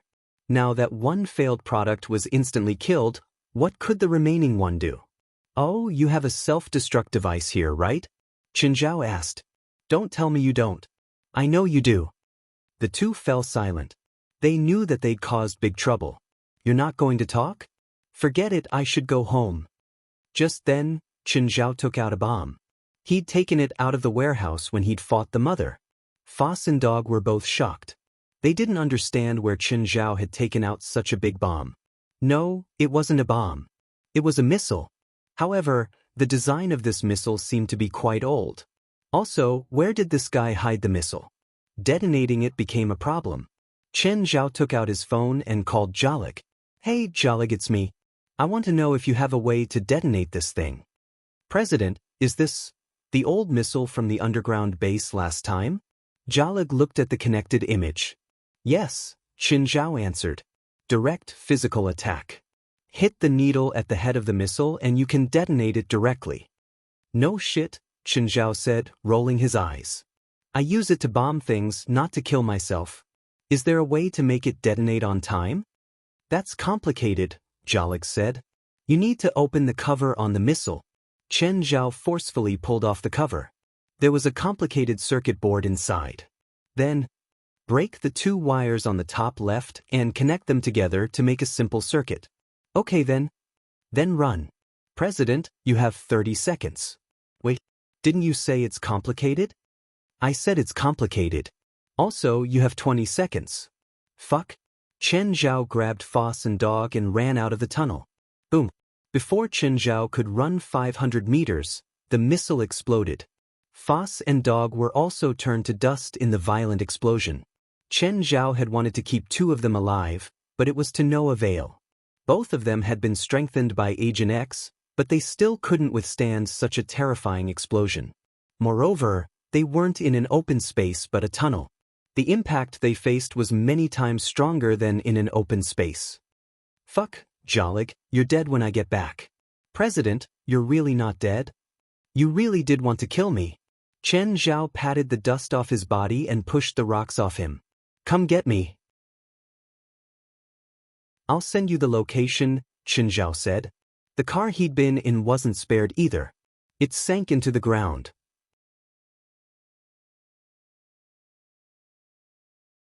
Chapter 1004. By the time he got home, it was already midnight. Even though Chen Zhao tried to be careful, he still woke Fei Lai up. Chen, you're back. Chen Zhao caressed Fei Lai. He didn't want to wake her up. Ever since she got pregnant, Fei Lai's sleep quality had obviously decreased. Most of the time, a small sound would wake her up. Fei Lai moved her head to Chen Zhao's arm and fell asleep on his shoulder. After Fei Lai fell asleep, Chen Zhao gently moved her head to the pillow. After all, his arm wasn't comfortable.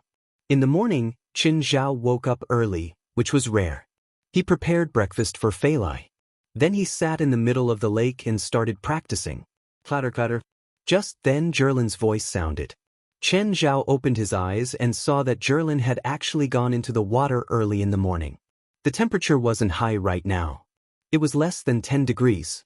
Chen Zhao hurriedly went into the water and carried Jerlin to the top of the internal alchemy, using his own body heat to warm her up. Baby, don't play in the water in the morning.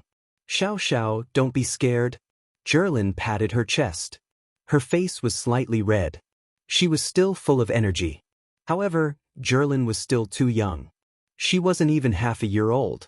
She was much healthier than other kids her age, but Chen Zhao still didn't want her to be too reckless. She didn't know what was important, but Chen Zhao couldn't just ignore her. Nevertheless, Jerlin's body was really good. She could already swim from the shore to the center of the lake by herself. Of course, she went with the flow most of the time. Because the waterfall next to the house kept falling, the water kept flowing out. Little Jerlin relied more on her own buoyancy instead of swimming. If she had to swim to the shore, she wouldn't be able to. Of course, she didn't worry about not being able to reach the shore at home. Apart from King Kong, all the other animals in the house could swim. Many of them were night owls and would be noisy at night.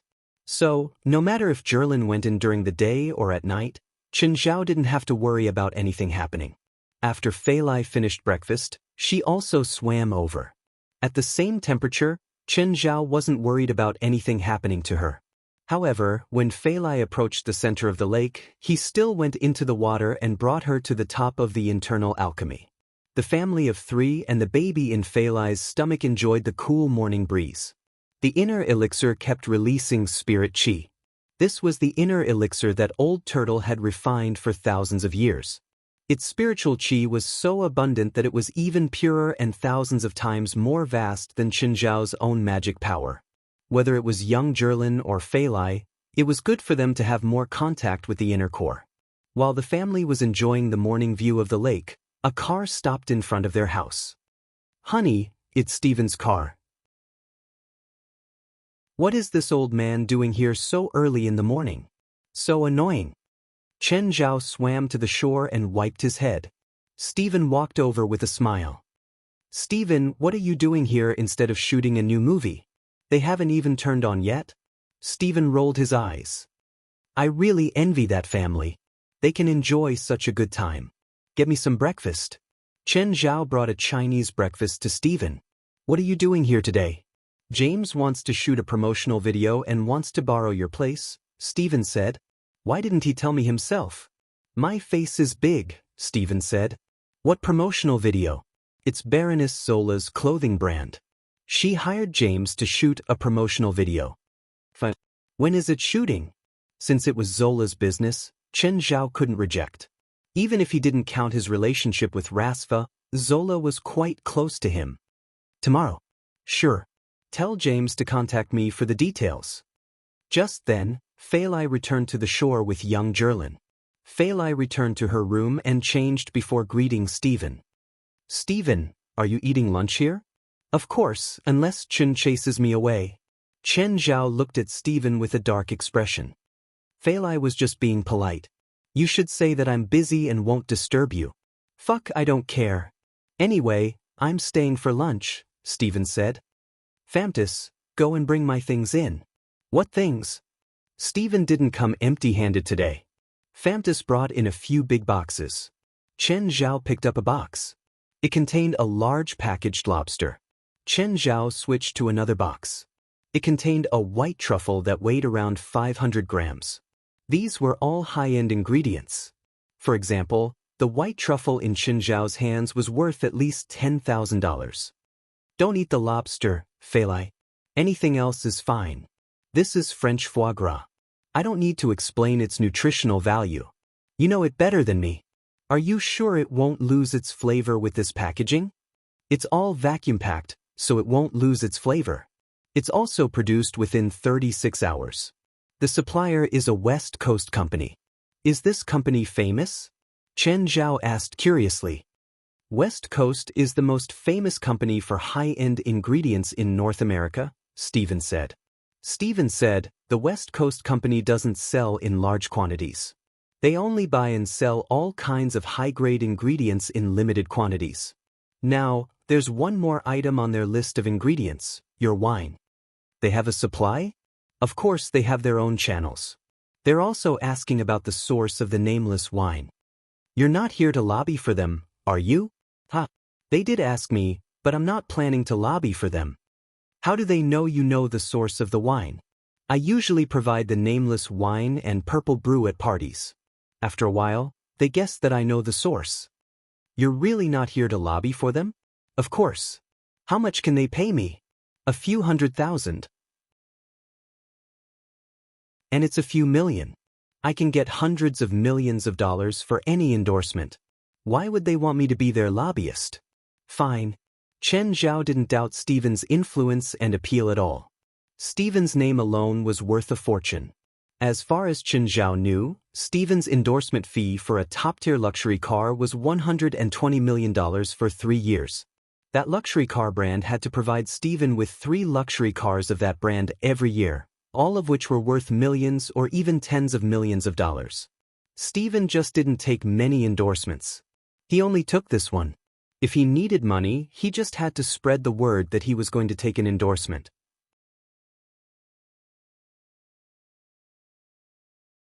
Chapter 1005. After lunch, Stephen took his leave. Chen Zhao also received a call. It was from Kashiri. Hello, Mr. Chen, is your student still coming to work? Are you talking about Lit Grove? He hasn't gone to work yet? Yes. Kashiri was willing to help Chen Zhao as much as he could, but some positions couldn't be empty forever. However, some positions couldn't be left empty all the time. Someone had to be arranged to fill them. I'll let him know and have him go to work. After hanging up, Chen Zhao called Lit Grove. Lit, I heard you're back. Mr. Chen. Lit Grove's tone faltered. Then he revealed a hint of arrogance. What's up?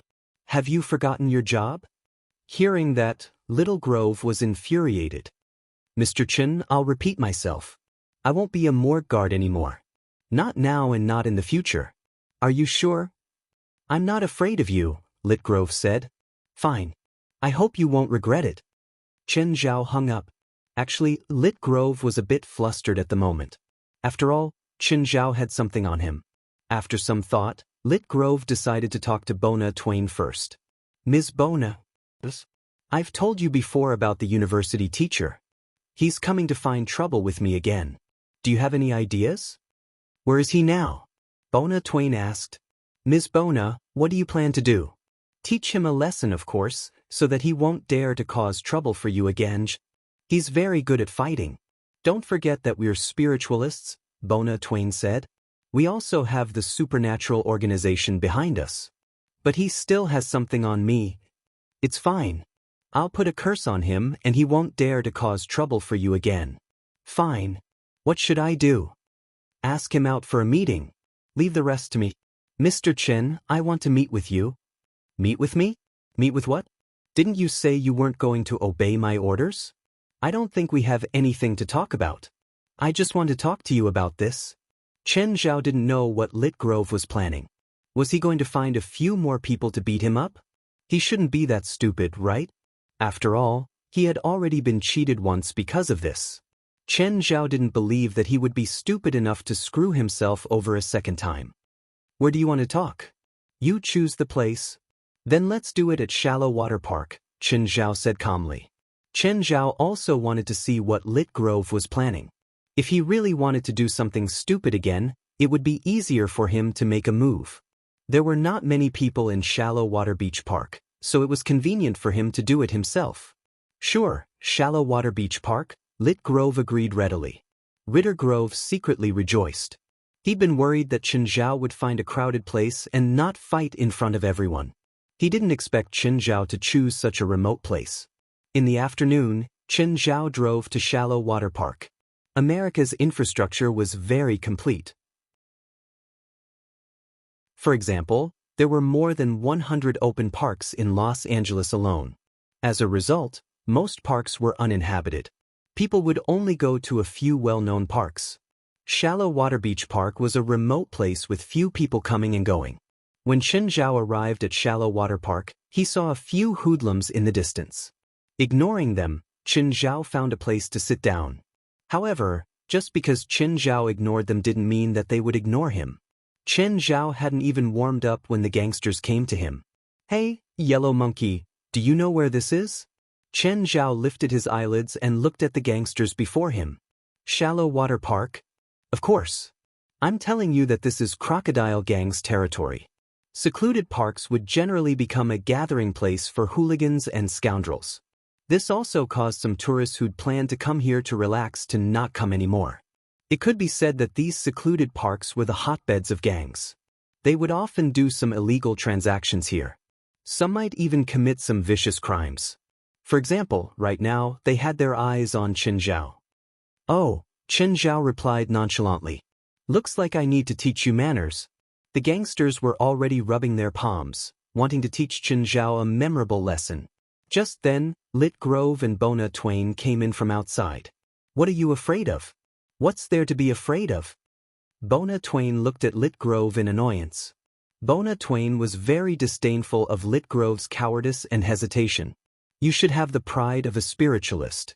He's just a regular person. You might be able to beat him right now. I heard that guy crippled a professional boxer, Litgrove said. Bona Twain froze. Then she said, Don't worry. We're spiritualists. We don't rely on our fists.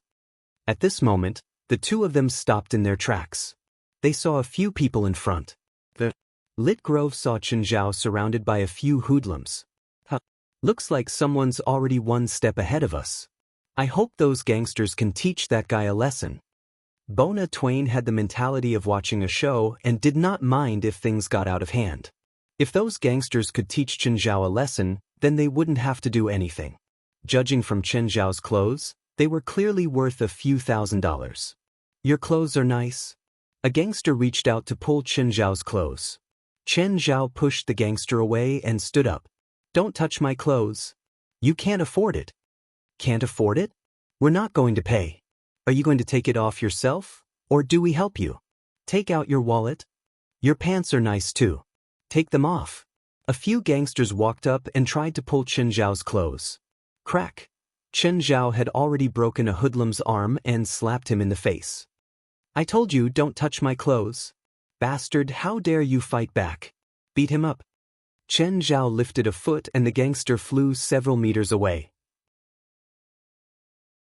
He clutched his stomach and couldn't stand up anymore. Then he threw an uppercut. The gangster in front of him spat out blood and fell to the ground. His chin had been smashed. The other gangsters couldn't escape their fate either. With a left punch and a right kick, more than 10 gangsters were all beaten to the ground by Chenjiao. Crack! Chenjiao stepped on the leg of a gangster beside him. Accompanied by the gangsters' pained cries, the scene became chaotic.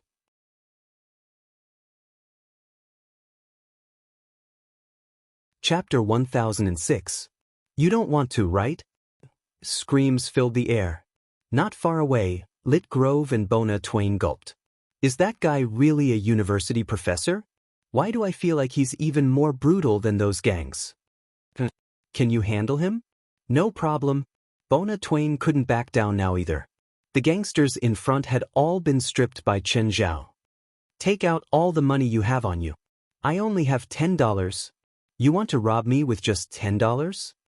The gangsters wanted to cry but had no tears. Why did they ask for trouble? They were beaten up badly and stripped naked. In the end, even their money was stolen. Let's go up, Bona Twain said.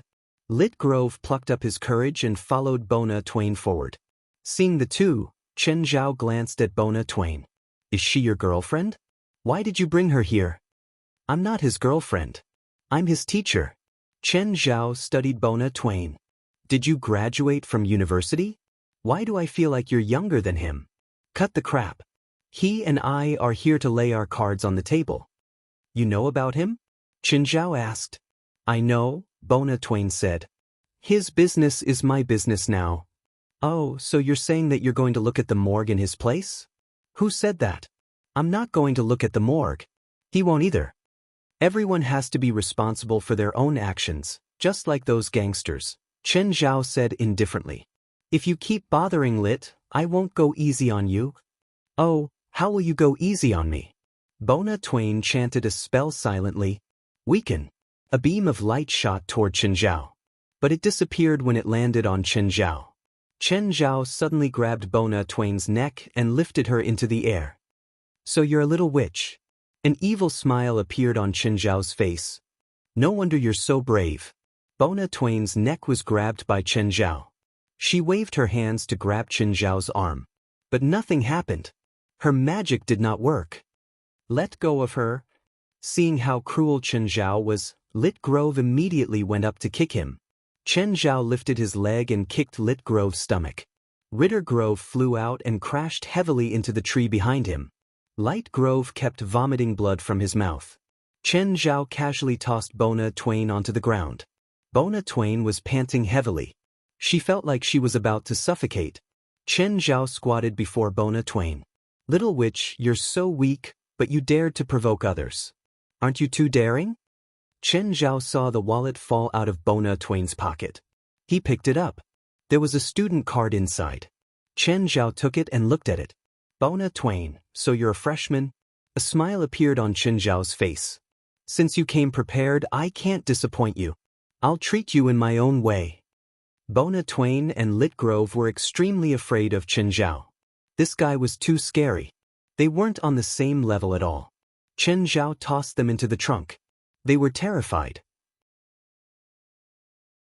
They didn't know what they would face or how Chen Zhao would deal with them.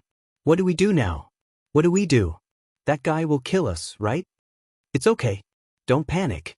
We can ask HQ for help, Bona Twain said in the dark. She hurriedly took out her phone and called West. Hey Bona, what's up? Mr. West, we've been kidnapped. Come and save us. Are you kidding? No, it's true. Lit and I have been kidnapped. We're locked in the trunk of a car. We don't know where they're taking us. Who's the guy? A university professor. He's so scary. He's Lit's teacher. He has a grudge against Lit, so I wanted to speak up for him, but he attacked us. You can't beat him? Come and save us. Bona Twain was only a little girl. She'd never experienced something like this. Wait, don't hang up. West called Jalig over. Jalig took the phone. Bona, don't panic. Send me your location. I'll track you. Okay, I've already found your location. You're heading out of the city. We'll go and save you immediately. Bona Twain heaved a sigh of relief when she heard Jalig's words. It's okay. The association has already sent people to save us. We'll be fine. Just then they felt the car stop. Then the trunk was opened, and Chen Zhao dragged the two out. They looked around. They were at the foot of a mountain in a forest. Where is this? I'll kill you and bury you in the mountain. Chen Zhao smiled at them. The two almost peed their pants. Lit Grove looked at Chen Zhao in terror. Mr. Chen, I was wrong. I'm sorry. Please let me go. Fine, I was just joking. I won't kill you. After all, you're still kids. Hearing Chen Zhao's words, the two heaved a sigh of relief. I'm joking now, Chen Zhao said. You both have licenses, so you're adults. Adults should be responsible for their actions. I'll be responsible. I'll go check the morgue. Let's go take a walk in the mountain, Chen Zhao invited warmly. But neither of them was willing to move. Just then, Bona Twain lifted her arm. Do you know what this is? Chen Zhao was confused. What? Are you going to use some spell on me? Little girl, you're too weak. Give up. You're not my match. Don't waste your pitiful magic power. I mean the ring on my finger, Bona Twain said. Bona Twain said, this is the symbol of the supernatural organization. We're members of the supernatural organization, and we've already notified them. If you dare hurt us, they won't let you off. Chen Zhao chuckled. He didn't believe them at all. In the association, you could get a ring as long as you paid to have your magic power tested. It wasn't strange at all. Plus, if they were members of the supernatural organization, how could he not know? Okay, stop talking. Let's go into the mountain. Just then, there was a whistle in the distance. A helicopter appeared above them. You're tuning in to the Dreamy Chapters YouTube channel. We're so grateful for your support, and don't forget to subscribe to join us on this incredible journey through captivating stories. Your generosity through donations truly makes a world of difference, as it's the primary source of revenue that allows me to expand and enhance this channel for you. Thank you from the bottom of my heart for being a part of this adventure.